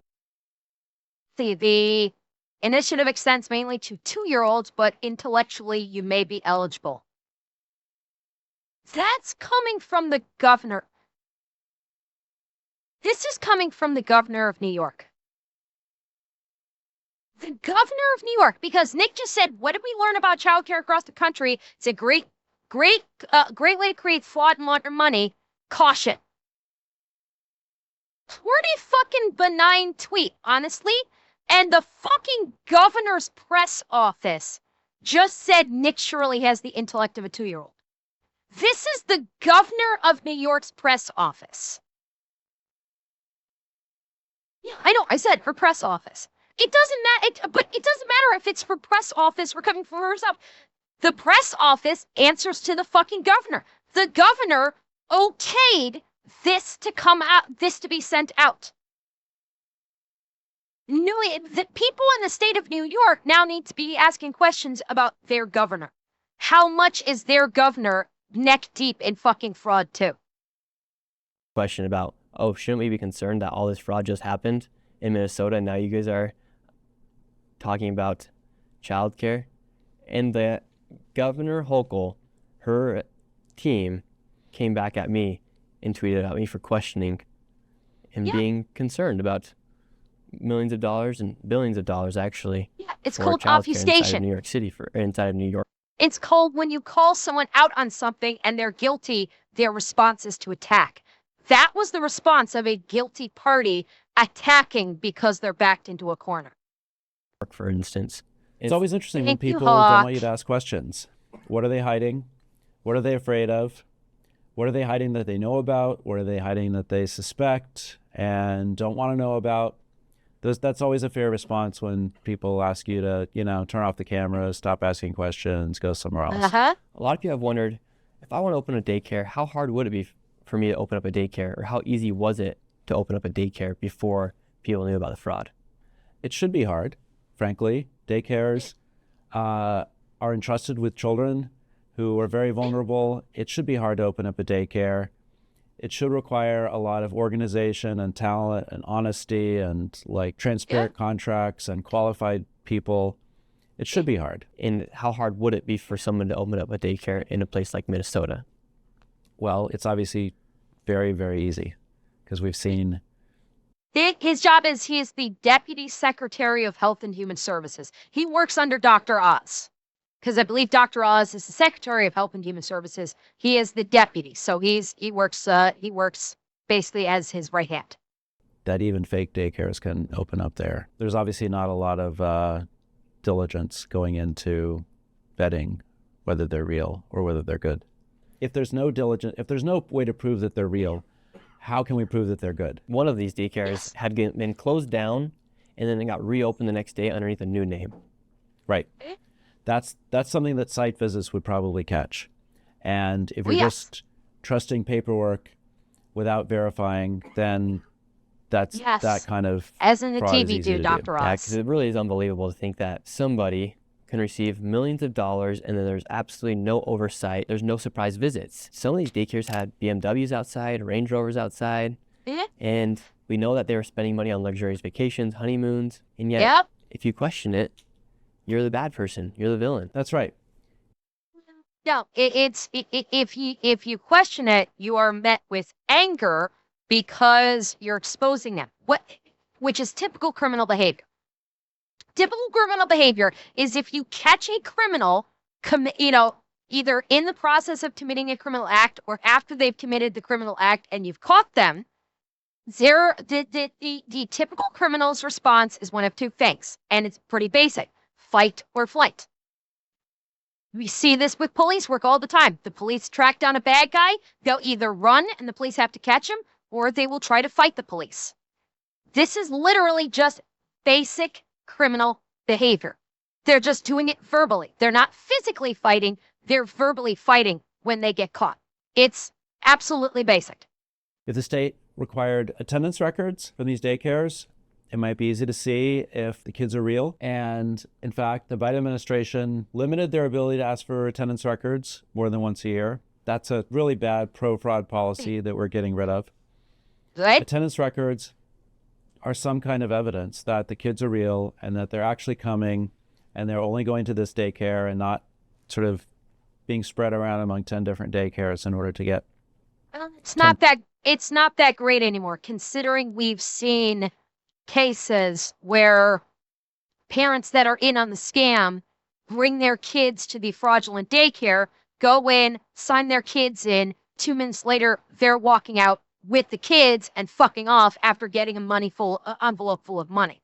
So honestly, attendance records that's like the most barest minimum, but even now, after what we've seen, it cannot be counted on as any form of sole evidence whatsoever. It's something, but it has to be coupled with other checks and balances. It has to be one piece of checks and balances for daycares. Times the money from the taxpayers. You bring up the Biden administration. Was it easy to commit fraud underneath them? Yes, it was. It does not seem to have been a focus, and a lot of the regulations they put in place were really making it harder for states to fight fraud. Probably turned a blind eye to all of it. What were they doing to combat fraud or to enable fraud to happen? They were limiting the ability of states for both child care and Medicaid to demand records from providers. So even states that wanted to fight fraud, which some do, had a harder time because of the Biden HHS rules. Why would an administration do that to people who are paying taxes? So this was the former HHS officials, Javier Becerra, Andrea Palm, and Rachel Levine, secretary, deputy secretary, assistant secretary. God, this one, oh my God. No surprise that this one was all about, yeah, let's defraud and let, we'll let these, illegal immigrants just pop up all sorts of daycares. She has the entitled wine mom liberal wife look to her. Hands down. She's one of the people that I could see on the streets of Minnesota right now reeing and screaming.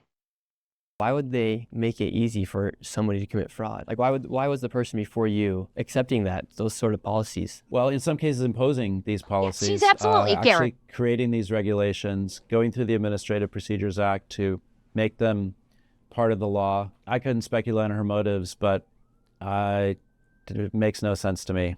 And are you guys looking into the people before you guys who enabled this to happen?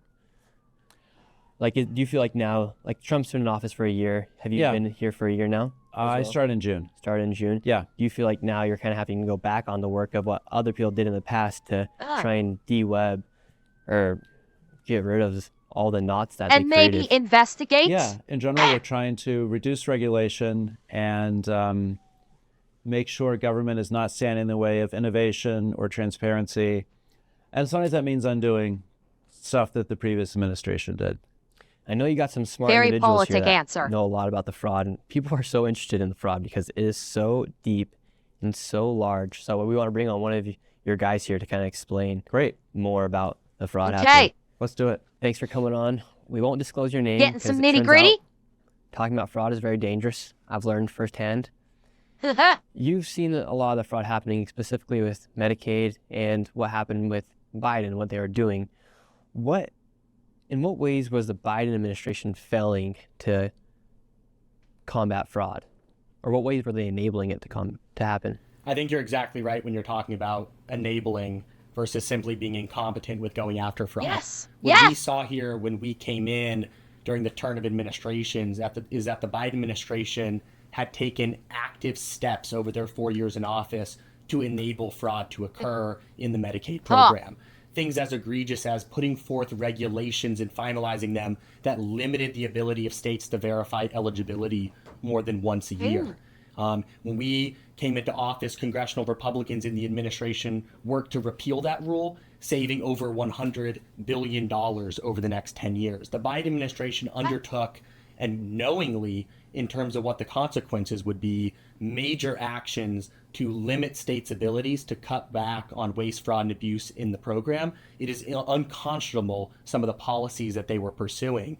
And as soon as the Trump administration came in office, we saw a pattern of policies that were pursued across the child care programs, across the Medicaid program, that expanded opportunity for fraudsters to take advantage of the Medicaid program. And think about this. If Trump had not won the election, if Kamala Harris had won the election, do you remember who her running mate was? Anybody remember who her running mate was during that presidential campaign? The guy that's in the spotlight right now, Tim Walz, would have been vice president. And if they had won, can you imagine how much worse this would have gone? If they had won the election, they would have been able to entrench this fraud so much deeper than what we're seeing. Look at what's taken to uncover it now. And if they'd gotten into the White House, they would have dug in so badly, it would have taken years to untangle all of this fraud throughout God knows how many states. It would have been insane.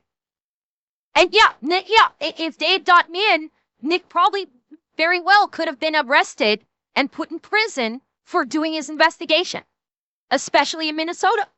Yeah, that's something that is It sounds outlandish, admittedly.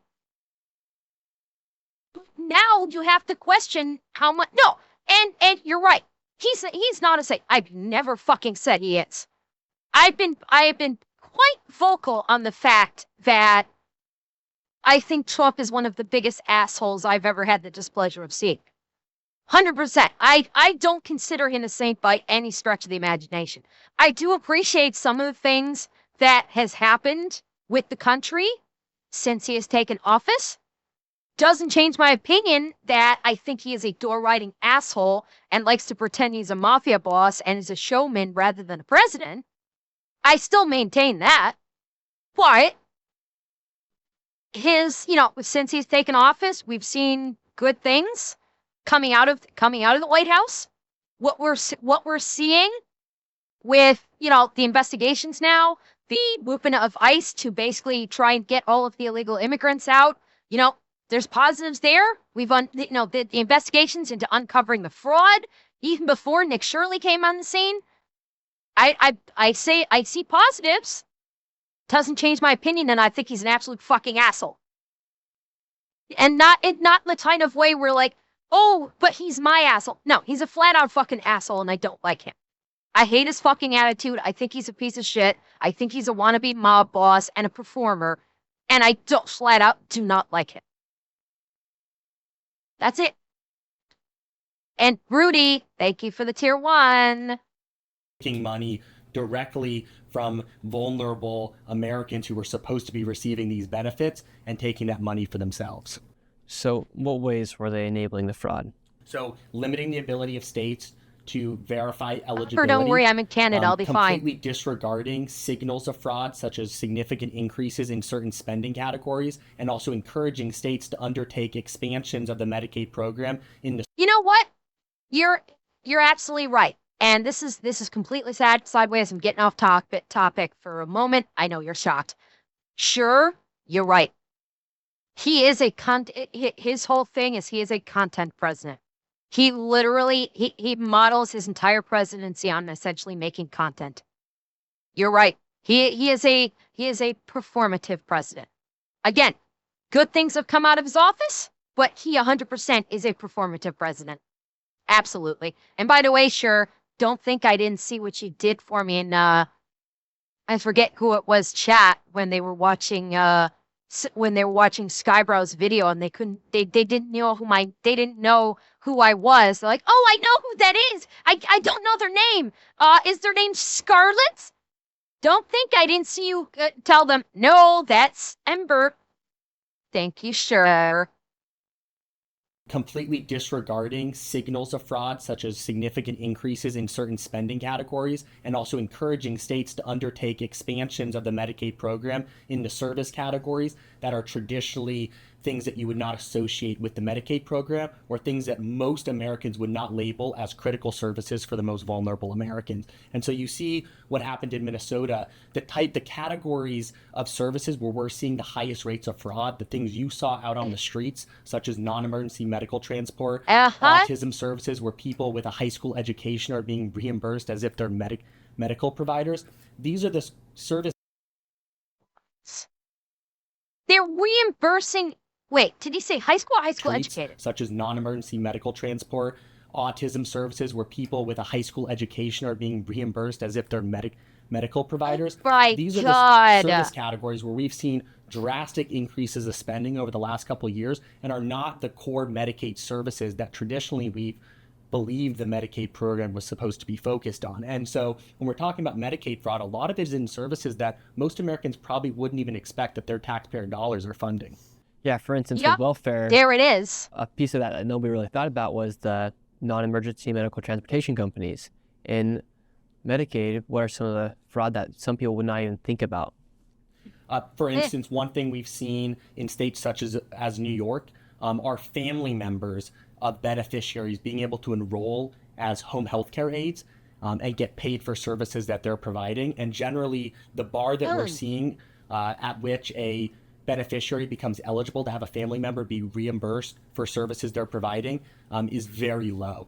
Traditionally, these type of home health care services are reserved for people where multiple activities of daily living are things that they're unable to fulfill. They're unable to bathe themselves. They're unable to feed themselves. Now we're seeing people be able to qualify for home health care services where they may say, I may not be able to, perform my own financial services for myself. And they're able to qualify, and in many cases, a family member could fulfill that service for them. It provides, extensive opportunity for people to gain access to services, and sometimes enriching their own family during the same time. That's one egregious example. We've seen significant increases in New York in that service category. It's led to the fastest growing career field in New York over the past couple of years has been home health care aides. So if you help your grandmother with her groceries, that's great.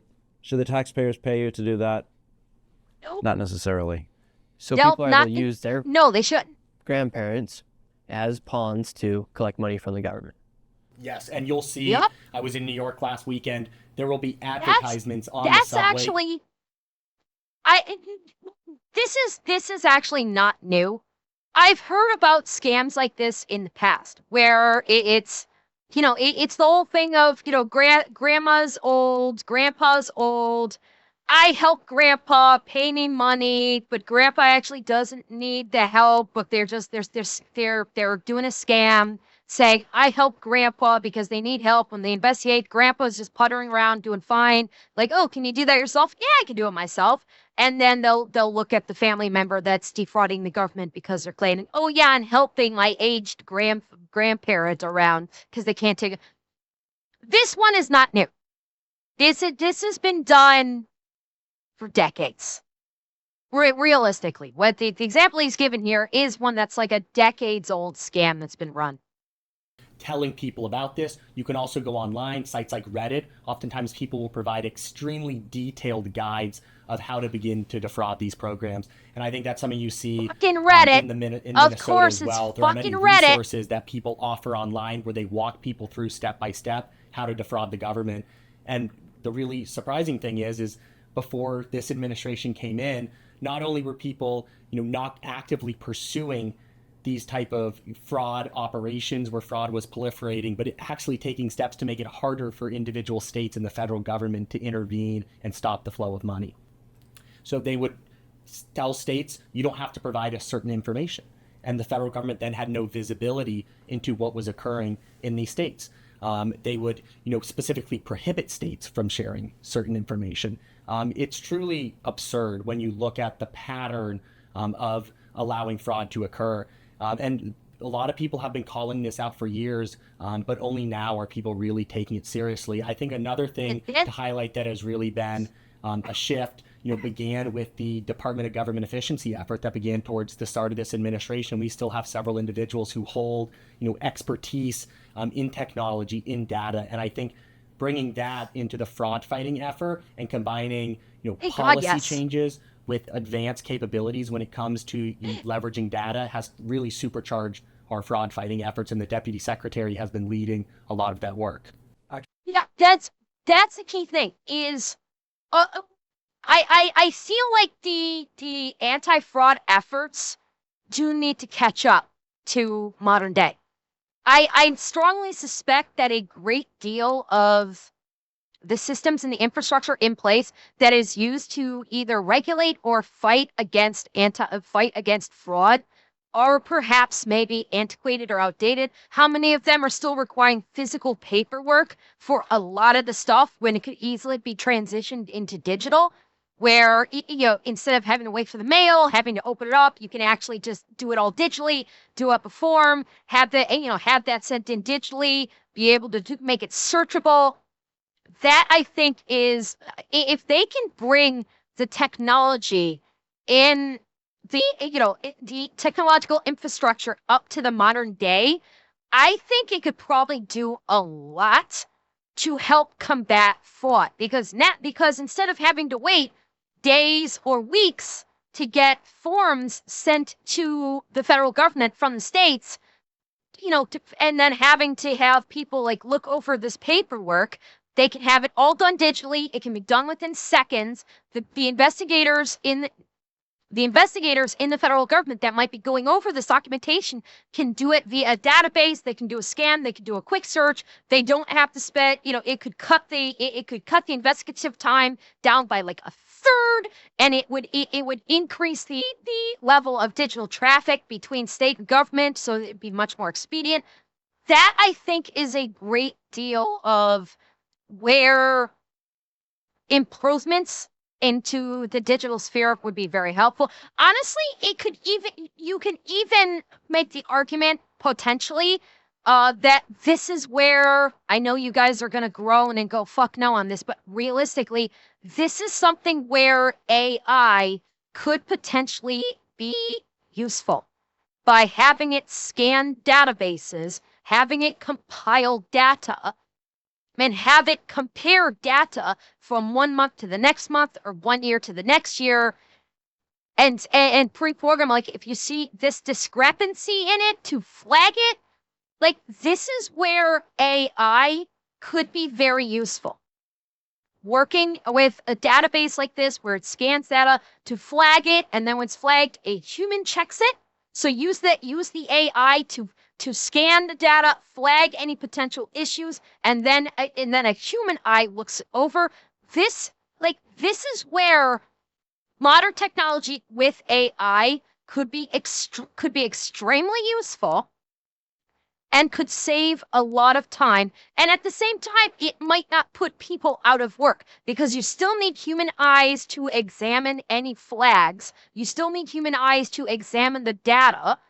So you're not going to be putting people out of work, and for once, it would be a fucking positive use for the AI, instead of using it to basically, like, destroy channels on YouTube because the AI hallucinates a gun instead of a microphone.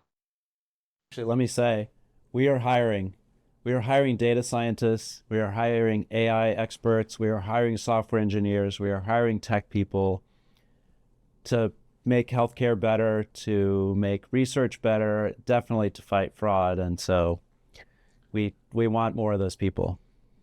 And one thing to talk about in particular on the data side, Medicaid is a place where we really do not have the data we need at the current moment to fight fraud.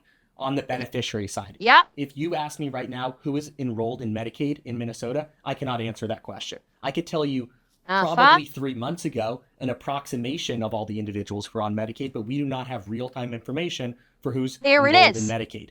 Additionally, that's where the digital infrastructure would help, because they don't have that information. They don't have real time because they're getting information sent via the mail, via snail mail. And even then, after they get it sent by snail mail, they have to open up. They have to manually input all the information into the databases. If this was all digitally, if all this information was sent digitally, they could get real time, up to the moment information on all of this stuff. Side, we do not have a list of every Medicaid provider in the state of Minnesota. Yeah, the state holds that information, and the state, as of now, has not turned over that information to us when we requested it. That makes it exceptionally difficult for us at a federal level to use all the resources that we have in order to fight fraud. There should be a list of bad providers, suspicious providers, providers that have been disqualified from other programs, so that we can stop sending them money. Yeah, and that's where digital infrastructure can help. These childcare centers that get shut down and then open right back up the next day. If you had a digitized system that could give you up to the moment information on these things, then it could then you could flag it as saying, like, wait a minute, this closed down, and one day and then the next day you're getting a record. Wait a minute, now it's opened back up again. Red flag. We should investigate. This is where a robust digital infrastructure could be a net positive for this entire process. Yeah, because it's almost unbelievable to think like how inefficient, or how the government, especially these state governments, were making it so people like you couldn't actually do your job to ensure that people's taxes are going towards something that's going to benefit an American citizen and not potentially be used for fraud. Because it's been proven that 3 to 7% of all tax dollars go towards fraud. Elon Musk, he came in, showed what could happen when you expose fraud. And he also showed the side effects of what happens when you do expose fraud. They came after him, his businesses. Yeah.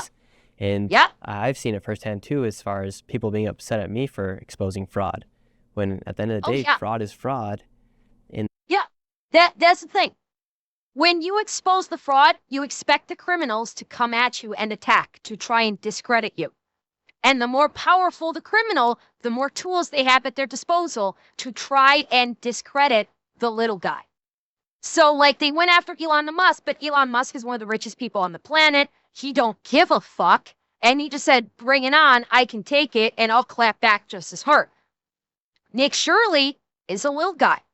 He exposed fraud in Minnesota. And then you have the governor of the fucking state coming at him saying he's a white supremacist, he's lying, he's a racist. If you do an investigation, it's white supremacy. And this was a man of power. Now, thankfully, Nick Shirley basically had the entire fucking internet at his back going, bring it, motherfucker. We ain't backing down. We support Nick Shirley, not you. So he got lucky that he had the backing of literally the fucking internet, but not all little guys that might expose this fraud have that. If he did not have such a huge digital following, he could have potentially been bullied into silence. Smaller content creators, individuals with no online presence that discover this fraud and get attacked by powerful people, they don't have the benefit of having millions of people on the internet backing you up, giving you support, lending, give you both moral and financial support. He's absolutely right about that. The bigger the bully, the more dangerous it is for the little guy to expose the bully. And then now you're seeing it kind of become a left and right issue. Would you say it's fair to say that the majority of this fraud does happen inside Democrat-ran states? There is fraud in all states. Every state has issues when it comes to healthcare fraud. Some states are willing to work with us more as it pertains to fraud. For instance, under the last administration, under Governor Youngkin, the state of Virginia expressed to us an openness to complying with additional payment verifications, ensuring that every dollar is going to a legitimate service. However, in states such as Minnesota, we are requesting corrective action plans. We are asking them to provide us with information, and oftentimes states will feign a willingness to comply, and we don't get the information, we don't get the action. And you know what? His answer was politic, but it was reasonable. I 100% appreciate the fact that he opened that politic statement with every state has a problem with fraud. That he didn't say, no, it's only Democratic states, that every state has fraud, but some states are more open and willing to work to try and root out this fraud. No state is blemish free, but some states that have those blemishes are willing to work to correct it. I can appreciate that. That's right. Fighting fraud is not a partisan issue. Democratic taxpayers don't want to be funding fraud any more than Republican taxpayers. However, I would say fraud does seem to be part of the business model for some political operations and some political machines. Yeah. And that seems to be really hard to shut down. But luckily, you exposed it. I want to show you guys something. So on the state of Minnesota website, you can go in and see, for instance, where some of the money has gone. And for some of these NGOs, I looked at it, and some of the most expensive ones that have received the most money since 2001 to 2025, over $724 million has been paid. And on some of these other records, it shows the name of the person. However, on these ones, when it says who the payees, it says mass to protect, not public data. Meanwhile, $85 million, $122 million, in total is $724 million over the course of a few years. Holy shit! Do you think it's fair to think that all that money went to fraud? Like, they won't disclose the name of the NGO who's receiving that money. And why do this is also another question I have.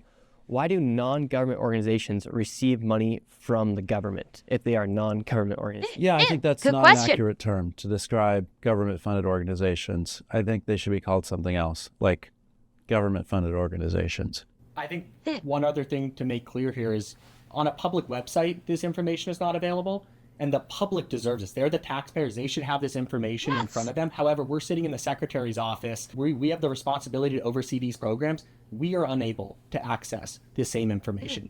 If you ask me to identify that provider right there, we would have to ask the state for that information, even though we're the ones that are writing checks that fund a majority of the Medicaid program. What? In many cases, almost all of the Medicaid program among certain populations, we do not have access to that information. When we ask for that information, oftentimes states refuse to provide it to us. That's insane. The state is saying, fuck you, give me money. We're not going to tell you where it's going to go. And the feds are just going, okay. That is fucking insane. There's no reason why any state should be allowed to do that at all. The minute any state basically submits a request for funds and they redact the name or they say name masked from public records, the federal government should go, cool, you're not getting the money. By the way, we're now sending investigators to your office to basically subpoena your files to see what names you're trying to hide. That is nuts. That is absolutely fucking crazy. The feds should have this should have never happened. That is like a giant banner-sized red fucking flag that the money being sent to these people is for nefarious purposes. Like, what the fuck? And I'm sorry, this is a black eye on the federal government too. That the federal government takes one look at this and goes, okay, yeah, we're still going to send you the money. That's a black eye on the federal government as well. That they were allowing to do that. Now, it sounds like they're not doing it anymore because they've frozen funds to Minnesota. Excuse me. They've frozen the child care funds entirely to Minnesota. So hopefully they're starting to make the correction. But this is a big fuck up on the federal government's part too. It's obvious fraud from the state, but it's a fuck up on the federal government because they actually just went right the fuck along with it. Yeah, it sounds like money laundering.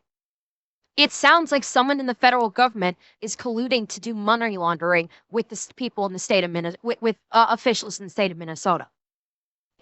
I'm sending money. They're saying, oh, these people from the state need money. We approve it. Federal government's going, sure, we'll send the money. Oh, by the way, make sure you send me that little envelope. Well, on the other hand, on the state's just pocketing the rest. It sounds scummy and criminal as fuck. And it's insane that it's been allowed for so long. And thank you for the Prime, Ghost Eye. Yeah, it just shows that either they're committing fraud or they have something to hide. And when an NGO, literally a non-government organization, is receiving hundreds of millions of dollars, I think you'll deserve to know where that money goes. And so when me and David went and did this video on the fraud, we had the CCAP funding, the way that we got those numbers was because somebody from inside the Capitol finally gave David those numbers after literally months and years of asking for it. And so people were surprised to see that. It was funny because the people inside Minnesota called me everything but a liar because the numbers were true about the CCAP funding I was taking. Think about that. They called him every name in the book, but they couldn't call him a liar. The sign of a criminal. They'll call you every name under the sun. They'll attack you. They'll and scream and hiss and scratch. But they couldn't do the one thing that they needed to do to prove him wrong, which was call him a liar. Couldn't do it because no lies detected. In place. But what I'm getting to is Americans, we all work so hard, and most people are paying anywhere from 30 to 50% of their tax dollars of their dollars back in the hands of the government, and then the government can't show us that transparency. And it seems like you guys are doing your part, especially right now, but it seems like the states in these places like Minnesota, for instance, literally do not want people to know where their money's going. Yeah, if you're a private business serving private customers who are paying with their own money, maybe the world doesn't need to know all your business. But if you are demanding taxpayer money, then you have a responsibility to be pretty transparent about who you are, who works for you, what you're doing, the name of your organization, how it's funded, and what it does. One thing as it comes to, taxpayers deserving to know where this money is going, I believe Minnesotans and American taxpayers would be shocked at the sheer scale of a lot of the spending that we're talking about. We talk often about the 14 high-risk categories that were identified by the state of Minnesota as being at the highest risk of fraud. Most of these are not the core Medicaid services that you would think a large amount of Medicaid money goes towards. These are things like non-emergency medical transport, autism services, adult daycare services, previously included the housing stabilization services.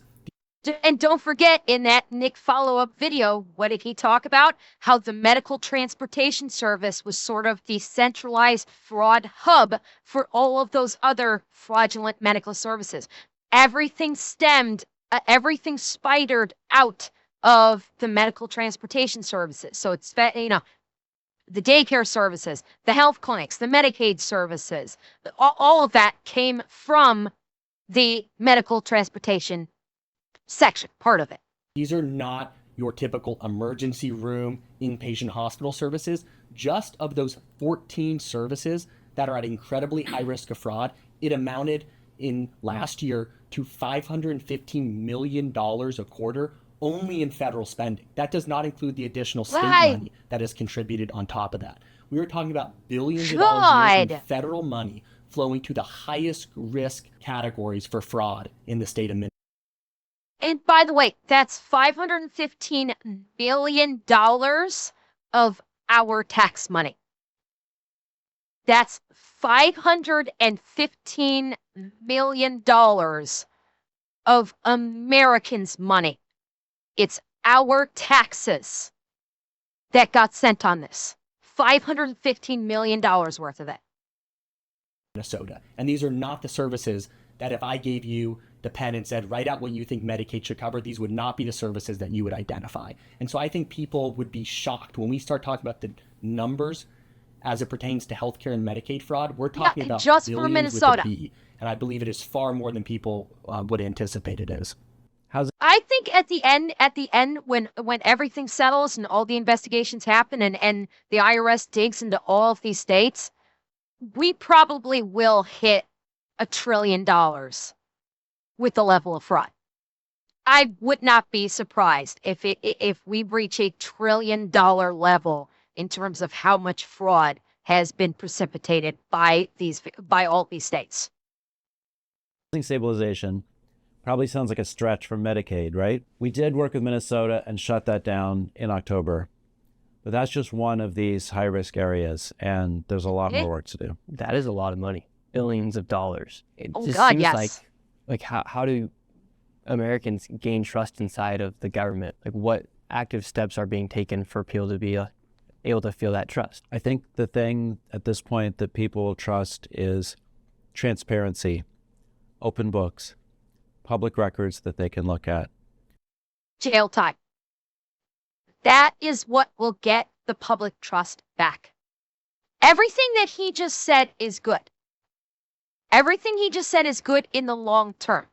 What's going to get the public's trust back is people getting locked up in prison. The people at the head of the snake getting cut off and taking all of these heads of states that have and even congressional representatives that have participated in the fraud and locking them up. Hook them up, shuffle them into the cell, and slam the door. That is what is going to earn back the public trust. If there are next to no arrests, convictions, and incarcerations, you are not getting the public's trust back. Because everybody is going to look at that. If no one gets locked up for this, especially in the higher tiers of state governments and even federal government, i.e. some state representatives that might be very much deep into the fraud that's happening. If we don't see them do prison time, you're not getting the public's trust back. Because without any of these people getting locked up, people are just going to look at that and go, oh, yeah, you're going to act like you're being more transparent, but they just got away with it. These people just got away with it. They've banked the millions of dollars, millions, tens, millions, hundreds of millions of dollars. They've banked it. They stole from the American taxpayers, and they're receiving no consequences. Unless there are actual consequences for the people in the government that precipitated this level of fraud, you're not going to earn the public's trust back, and there's going to be just as much distrust, if not more, after all of this is said and done. It is literally the only way. The American people will demand arrests, they will demand convictions, and they will demand incarcerations, and literally nothing less will do. Point blank. People need to go to prison for this. Flat out. Team stop. And people high in government that facilitated this fraud. If they don't go to jail, if they don't go to prison, the public's trust in the government will be at an all-time low. It's already been low. It's already been low as hell. If there's no incarcerations, then the public trust in the government will be at an all-time low for like the last God knows how many decades or centuries. All right, and chat, I need to use the bathroom. I'll be right back. Okay, I'm back. And just to put a cap on what I was saying about what will gain the public's trust. Yes, I washed my paws. To put a cap on what I was saying about how there needs to be incarcerations or you won't gain the public's trust. This is and MNC, you brought this up, and that kind of puts a fine point. That actually puts a fine point on what I was saying, where there needs to be incarcerations, because we've had this fraud. We've had this uncovering of fraud that has literally created an insurgency within the country. Now we have the Epstein file data dump that is showcasing a lot of seriously heinous shit with some very high level people. So you now have two major conspiracies that encompass the entire country. If there are no arrests, convictions, and incarcerations between these two massive conspiracies, then the entire populace is going to basically just have it. There's going to be an uprising. You're going to see people go, if you can have all of this data from the Epstein files and all of this data from the fraud investigations and no one's going to prison for it, why the fuck should we care about the government? What good is the government if they're not actually going to do their job and actually arrest people that convict crimes? Or that commit crimes. If there's no convictions, if there's no prison time, people throughout the fucking country will literally rise up and say, why the fuck should we behave now if we're seeing massive levels of high-level crime with high-level people across the fucking country just destroy the country and suffer zero consequences? What is that? Why should that stop a massive civil uprising across the country? Yeah, there's never prison time for this stuff, but now it has been broadcast so publicly. We've seen severe consequences of this coming to light already. And if there's no consequences, if there's no punishment, I think that is going to push a lot of people beyond their breaking point. Because now they're going to basically be living in a state of, why should I bother trying to live a good life if people, if the rich and powerful can literally do whatever they want, fuck over everyone in sight, make a shit ton of money, and never receive any punishment? You're going to have a lot of the average person saying, what is the point of me trying to live a normal life, living between the lines, staying in the lines of legality, when all of these people can do whatever the fuck they want, fuck me over, enrich themselves, and never receive punishment? And I could easily see this exploding into an uprising, into a revolution or something, if we don't see some kind of punishment for, against these criminals. Names of organizations, names of providers, very clear public accounting of where the money goes. And they're not going to trust any particular individual or official to say, trust me. They're going to want to see it. Yeah, because at this point, people are kind of losing it. They're like, well, who do we trust? There's fraud on Democrats, there's fraud on Republicans. What's going Yes, on? And I want to move on exactly. to the topic of like NGOs and nonprofits here inside the United States. What's the purpose of an NGO? Well, the stated purpose of a lot of nonprofit organizations varies. Some claim to work in foreign policy, some claim to provide services. As you pointed out, NGOs Wait, not. but point of note there. They claim to. It's not that they do work in these, they claim to, which means they are likely fraudulent too. Again, furthering the fact that people can, that the rich and powerful can do whatever the fuck they want, screw over everybody, and nothing might happen to them. And yes, we've seen this throughout decades, maybe even centuries. I'm not going to pretend like the rich and powerful screwing over the low guy is anything new. Obviously, it's not. But I don't think it has been so widely publicized on such a grand scale. I think this may be the first time where we are seeing the 1% actually, or the 0.1%, pick your decimal point, where we are seeing them put on blast so loudly and so extensively, and this is so wide-reaching because of social media, that this may be a turning point if nothing happens. Because now everybody's aware of it.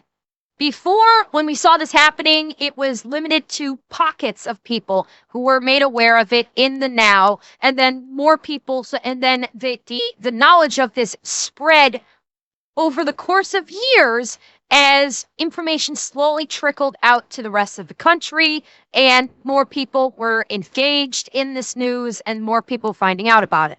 Now we're in the age of instantaneous information transfer. Everybody knows what's happening around the fucking world, and the scope of this is probably larger than anything I think the country has ever seen. I legitimately think that this may be the largest instance of fraud exposure across the entirety of the country that America has ever seen. All at once. Like, there was like, okay, there's fraud in one state, okay, that was dealing with it. And then maybe, a couple of years down the line, oh, now we have fraud here because the information was not being spread as rapidly. Now we're seeing multiple states committing massive levels of fraud simultaneously with high-level officials being behind it, and everybody knows about it all at once. And it's why I think this is probably going to explode, because it's probably the biggest simultaneous massive fraud that the country has ever experienced. At least informationally. People are made aware of it, of all of this happening simultaneously. I think this is probably the first time America has probably seen this ever, because of the way we are able to glean information and receive information literally on a second-by-second basis. And that's going to come with consequences if the consequences are not doled out to the criminals in question who committed the fraud. Really a very accurate name if they're getting any kind of government funding. How do they justify being a non-government organization, meanwhile they receive money from the government? Well, it's a misleading name that they use, and we shouldn't use it. Do you think the name NGO will ever be abolished? Well, if people stop using it, it'll fade. If I want to start an NGO called Nick Shirley's Profits for Eritrean Youth, how hard would it be for me to get funding?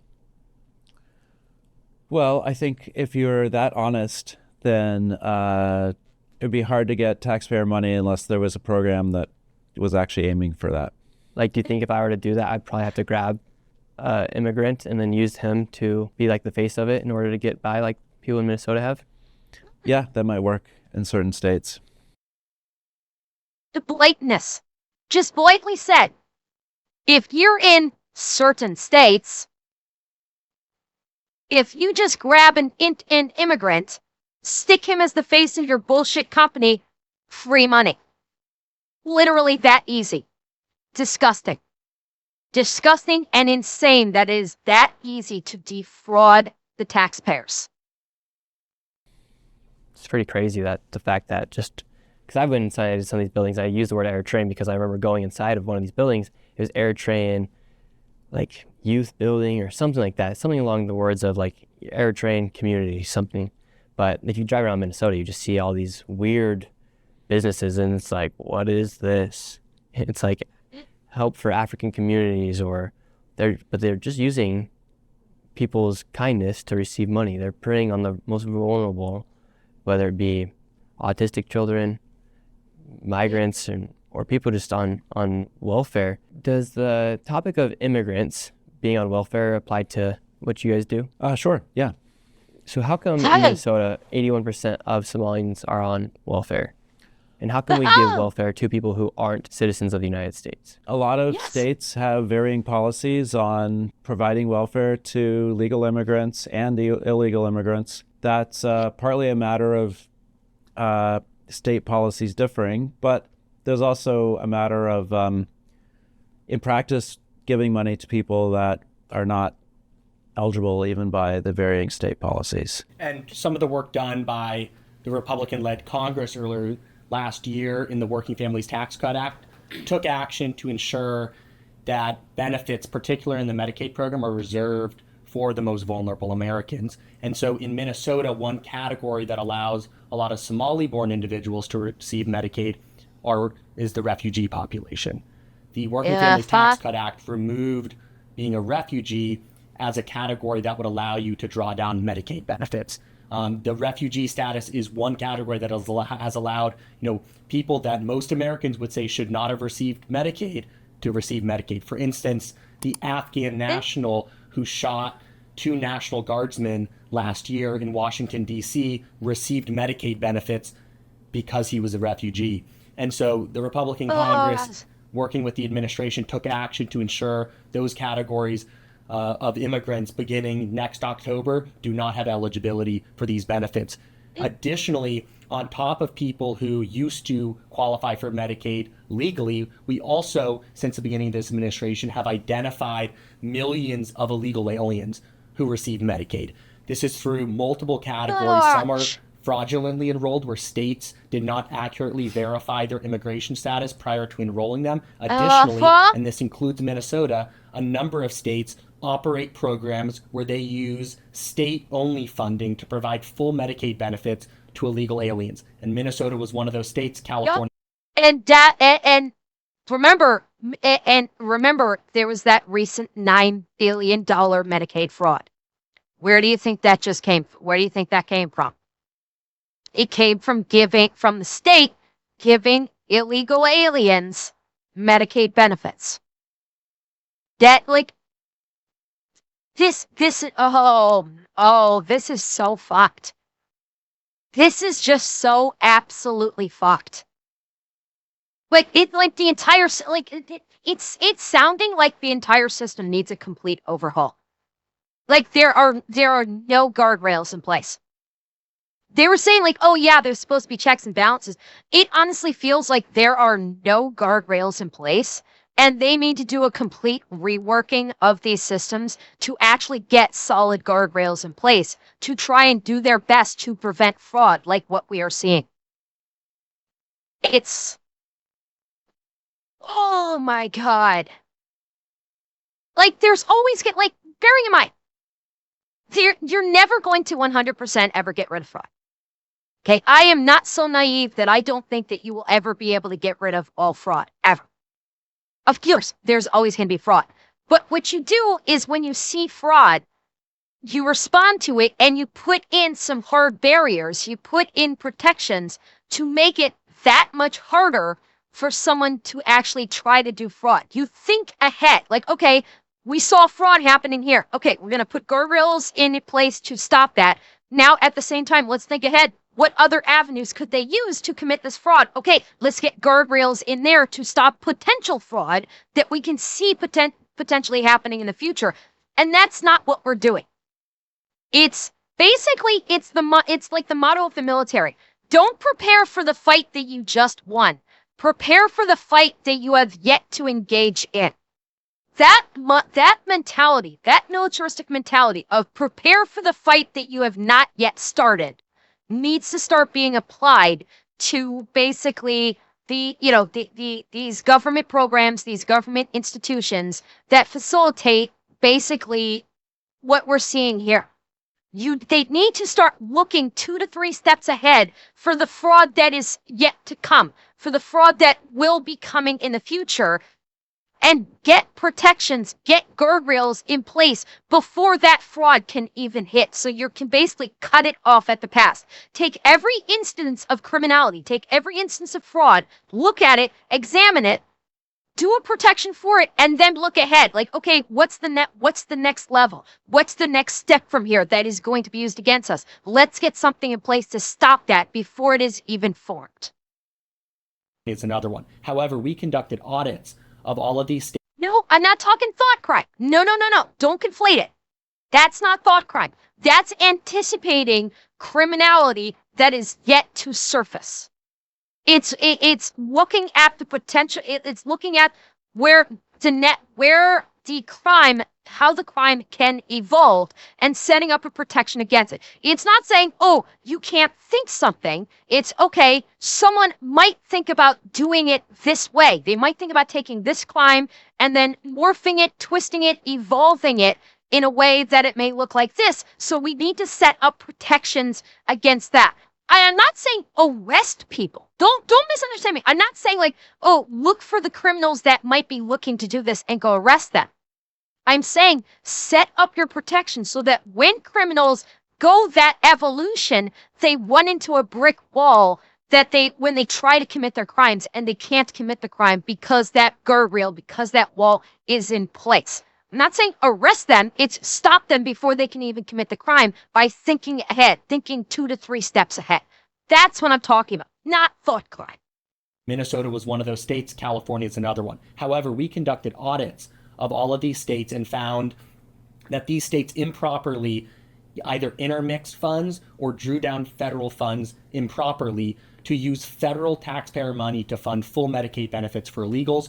And we have recently penalized the state of Minnesota for that money. California had previously been penalized by over $1 billion for using federal taxpayer money to provide benefits for illegal aliens. That's that $1.2 or $1.9 billion that I mentioned earlier that California has to pay back to the federal government. What he just talked about right there. That was the penalty. It was like it was $1.2, $1.9 billion. That was that the taxpayer money was used fraudulently, and they penalized California and said, you need to now pay the federal government back that $1 billion plus dollars. This is particularly a concern of the administration because in our view, when healthcare benefits using either state-only money or using a mix of state and federal money are provided to illegal aliens, it provides an incentive for additional illegal immigration. Yes. So to get that correct, in a place like California and Minnesota, illegal migrants were getting Medicaid for completely free. Yes, Minnesota and a number of other states openly and actively solicited adult illegal aliens to gain access to their Medicaid programs. And we also showed that they improperly drew down federal money to subsidize these programs. American taxpayers are very generous. They can't afford to buy health care for everyone on earth. And it's a bad incentive to say to I mean, for God's sake, most Americans can't afford health care for themselves. And now the states are bilking the taxpayers to pay for health care for illegal immigrants when they can't even receive it themselves. This is how insane this is. And it needs to get locked the fuck down. everyone on earth, if you just cross this border, you get free health care. People legit go bankrupt trying to pay off their medical bills. Meanwhile, illegals are coming here and they're getting it for free. Like, that's the biggest slap in the face to any law-abiding, tax-paying citizen, is for an illegal immigrant to come over the border. It's a slap in the face. Free healthcare, free Medicare, and a lot of them then go on other welfare programs like food stamps and all the above. I mean, this is an absolute slap in the face to every U.S. citizen. This is their own government saying, we do not give a fuck about you, the United States citizen. We care more about helping the illegal immigrants that have committed a crime by coming into our country illegally. We care more about them. We're going to take care of them. Fuck you. give me money. It is one of the biggest slaps in the fucking face. And it's sounding distinctly familiar, isn't it, strays living across the pond? That's sounding kind of familiar, isn't it? About saying, fuck the citizen, we're giving the money to the illegal immigrant. Sounding rather familiar, isn't it? Meanwhile, it just feels like sometimes the American is just getting screwed over while they're using these people, whether it's for votes or whether they're looking for them to be votes in the future. It just does not feel right for the average American who's going to work waking up at 6 in the morning to provide for his family. Nations have a right to set their immigration policies and set their welfare policies and set their healthcare policies.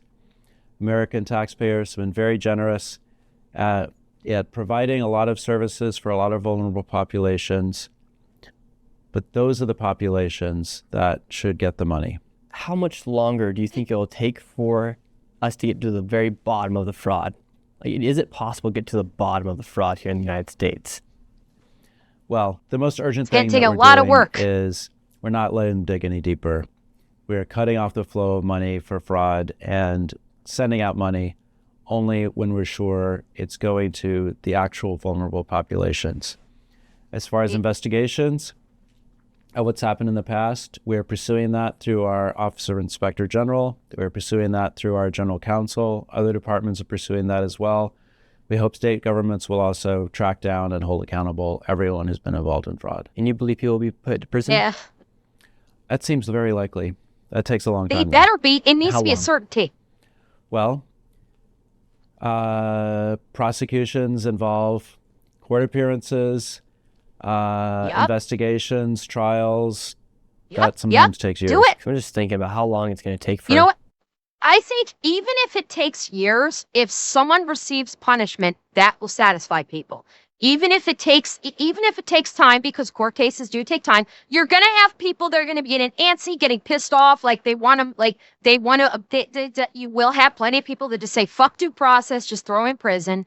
I get that, but if people go to prison, if they can see the federal government, if they can see law enforcement actively pursuing putting people in prison, it might mollify people. Might. But they need to see something being done. They need to see that these people are not going to get off just scot-free. And if they don't see that, hell will be to pay. I feel like if one of the big politicians in the U.S. goes down for fraud, I feel like people are going to restore their faith that the government is not hiding from anything. Yes. Well, Governor Walz dropped out of the race for re-election. That looks like a little bit of accountability. No, it doesn't. Yeah. No, it doesn't. That doesn't look like accountability. That looks like someone's hiding. I'm disagreeing with this guy wholeheartedly. This does not look like accountability. This looks like someone going, oh shit, the spotlight's on me. I better hide and go hide my money with me. That's what this sounds like, not accountability. I'm sorry, I have to disagree with this guy on that. Shit, hang on 1 second. Sorry about that. Someone who likes to pretend I don't feed her every day decided to hoover up all of her food and go, bleh. Sorry. I'm back. Anyway, so, what the hell was I saying? Oh, yeah. So, yeah, it's, what he just said about, like, this piddly thing about, oh, Walz dropping out of the next governor race is like accountability. No, that's not accountability. It's hiding. That's it. It's literally just hiding. And seriously, oh god, the Tangiers love. No, kitty, bad kitty. Stop. And I'm sure there will be more. What did you guys think about that when he dropped out of re-election? Well, given the circumstances around that particular week, it looked like he realized Correct. that... Correct. Accountability would be them being taken away in handcuffs. Absolutely correct. That would be accountability. Dropping out of a gubernatorial race is not accountability. Not in the slightest. Around that particular week, it looked like he realized that running on a record of fraud was not likely to win with Minnesota voters. Will he be able to run away from fraud? Stanziga. Well, in a sense, it's already interrupted his career. Another thing that I thought is interesting is with all these daycares Oh in shit. Minnesota. Mods, can you refund those points? Crap, I didn't reprogram that in.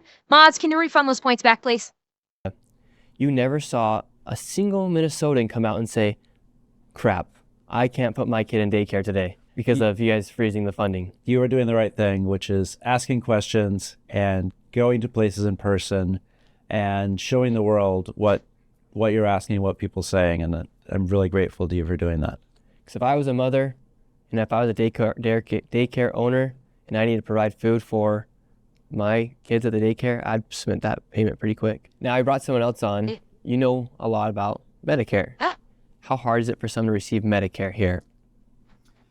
So to receive Medicare, there's a lot of levers that we have as a federal.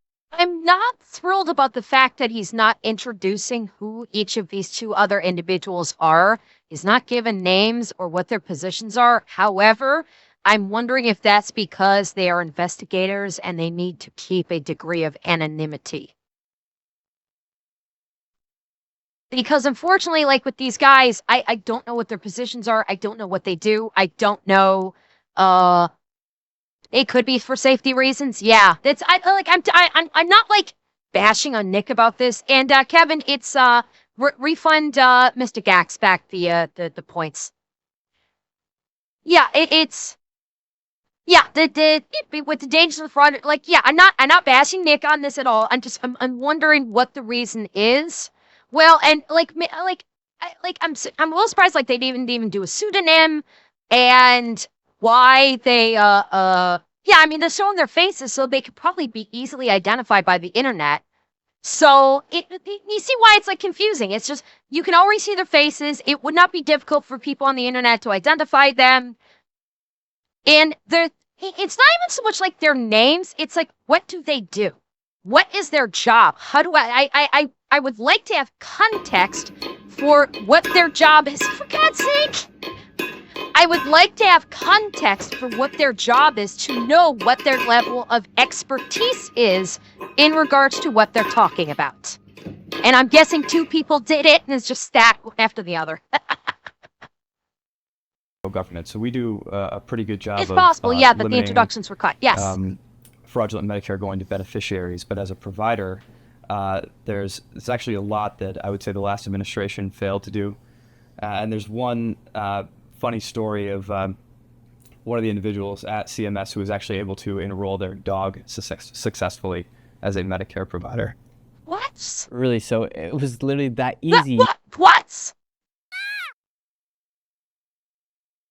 Someone was able to enroll their dog as a medical provider. Okay, if someone can do that, your system is broken.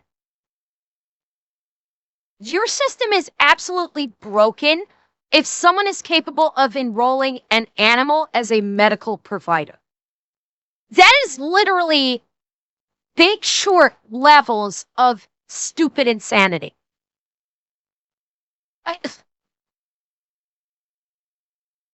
What? Oh, this is insane. Do you see what I'm talking about in needing to establish guardrails and then thinking a couple steps ahead to ensure that as the scam evolves, that the guardrails are already in place to intercept the scam before it can even hit in the first place? This is precisely what I'm talking about. To the point where someone could enroll their dog to receive money from the government. Yeah, and I think clearly it's not a secret to criminals who are trying to defraud the U.S. government that it's pretty easy to do so.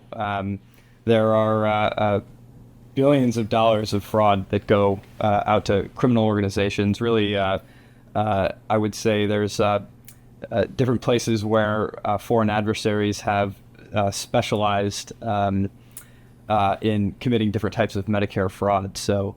It's a pretty common thing. So if a dog can enroll to receive Medicare, Not to receive Medicare, to be a Medicare provider. Oh, so even worse. So if a dog can become a Medicare provider, how hard That would it be was for weird. an illegal migrant to and receive money from the government? That's a great question. I think Yes. The Yes. CMS team is making it a lot harder. The answer is yes. That's what that waffling was. The answer is 100% yes. If someone can enroll a dog to be a medical provider, how difficult would it be for an illegal migrant to apply to be a medical healthcare provider? The answer is not hard at all, and yes, they've done it. That's what that waffling was, is God knows how many illegal immigrants are currently on the books, registered as medical healthcare providers, and are receiving fraudulent money for the government because of it. It's point blank. Yes, they can. Yes, they are. They are doing it right now. There is God knows how many tens, hundreds, thousands, tens of thousands of illegal immigrants currently listed as medical healthcare providers and receiving hundreds of thousands or millions of dollars. It's happening right now. For Medicare and Medicaid to commit fraud, but it used to be really easy. Yeah, because that's pretty crazy. A freaking dog was able to receive money from the government. That sounds like something I would have done for like a Catch Me If You Can kind of like remake movie. when we took office, HHS and CMS, there were a number of things that just were not being done. So over the last, I'd say 4 years leading up, there were certainly plenty of steps. It was a lot of low-hanging fruit, things that we came in and held competitions to solicit input from different technology companies. You know what? I get what you're saying about being when you went on unemployment for a month and to receive, you had to provide weekly logs showing you're applying for work and couldn't get food stamps because of it. Same thing with Canada. The same thing with Canada. With Canada, you have to if you go on unemployment, you have to do bi-weekly reports. Like bi-weekly. You do it from your computer. If you are on EI, employment insurance, every 2 weeks you have to log in. You have to say, okay, I did not work this day. If you worked, you have to disclose that you worked. You have to say that, yes, I'm ready, willing, and able to work. And at any time, if there's any suspect of fraud, the Canadian government can then basically contact you and say, I need you to prove that you have actually looked for work. I need you to show that you have submitted applications for work. And you have to basically do this every 2 weeks. You have to submit this. And to my knowledge, I have not heard, granted, we're in an age where fraud is being hidden like crazy. I have not heard, you had to prove every place you applied? Okay, well, then when you were on EI, you had to prove every place. I did not, even though I was actively searching for work when I was on EI, I didn't have to submit documentation for it to prove it, but I did have to basically submit reports bi-weekly that I was not working. I was, 16 years. Okay, that could have been different then. But I had to submit reports bi-weekly that I was not working, but I was actively seeking work and I'm ready, willing, and able to work. And if I didn't do that, I would not receive my EI. And to my knowledge, there has not been a whole lot of EI fraud. There's been some. I have zero doubt of that. There's always going to be fraud. But to my knowledge, there was not an extensive amount of fraud with employment insurance for people unemployed. And it's been reasonably solid in that terms. That's it. It's literally that easy to just set up a decent accountability system for people that are doing something like on unemployment or in Canada, employment insurance. It's literally that easy to set it up. It's not hard. It can all be done online or over the phone. Competition. Seasonal workers to unemployment during my off season. I need to do weekly online reports, mainly saying I'm still in contact with work. I haven't had additional income, etc. Yeah, like literally just it's that basic to keep the checks and balances. You can make it a little bit more robust if you wanted, but it's literally that simple for every state in the union to basically set up that basic check and balance for unemployment.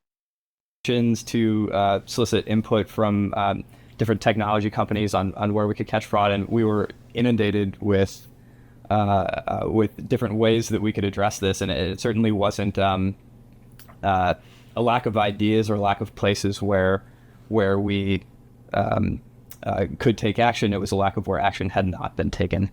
And I think you'll see that we've already taken a number of actions. We continue to take actions.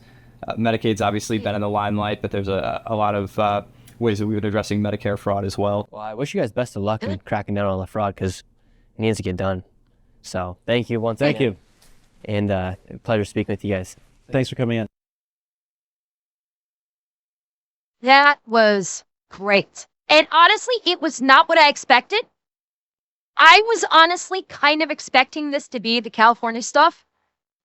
This was a great video though. I'm glad he was able to sit down with two people, with multiple people from Health and Human Services and actually lay this out.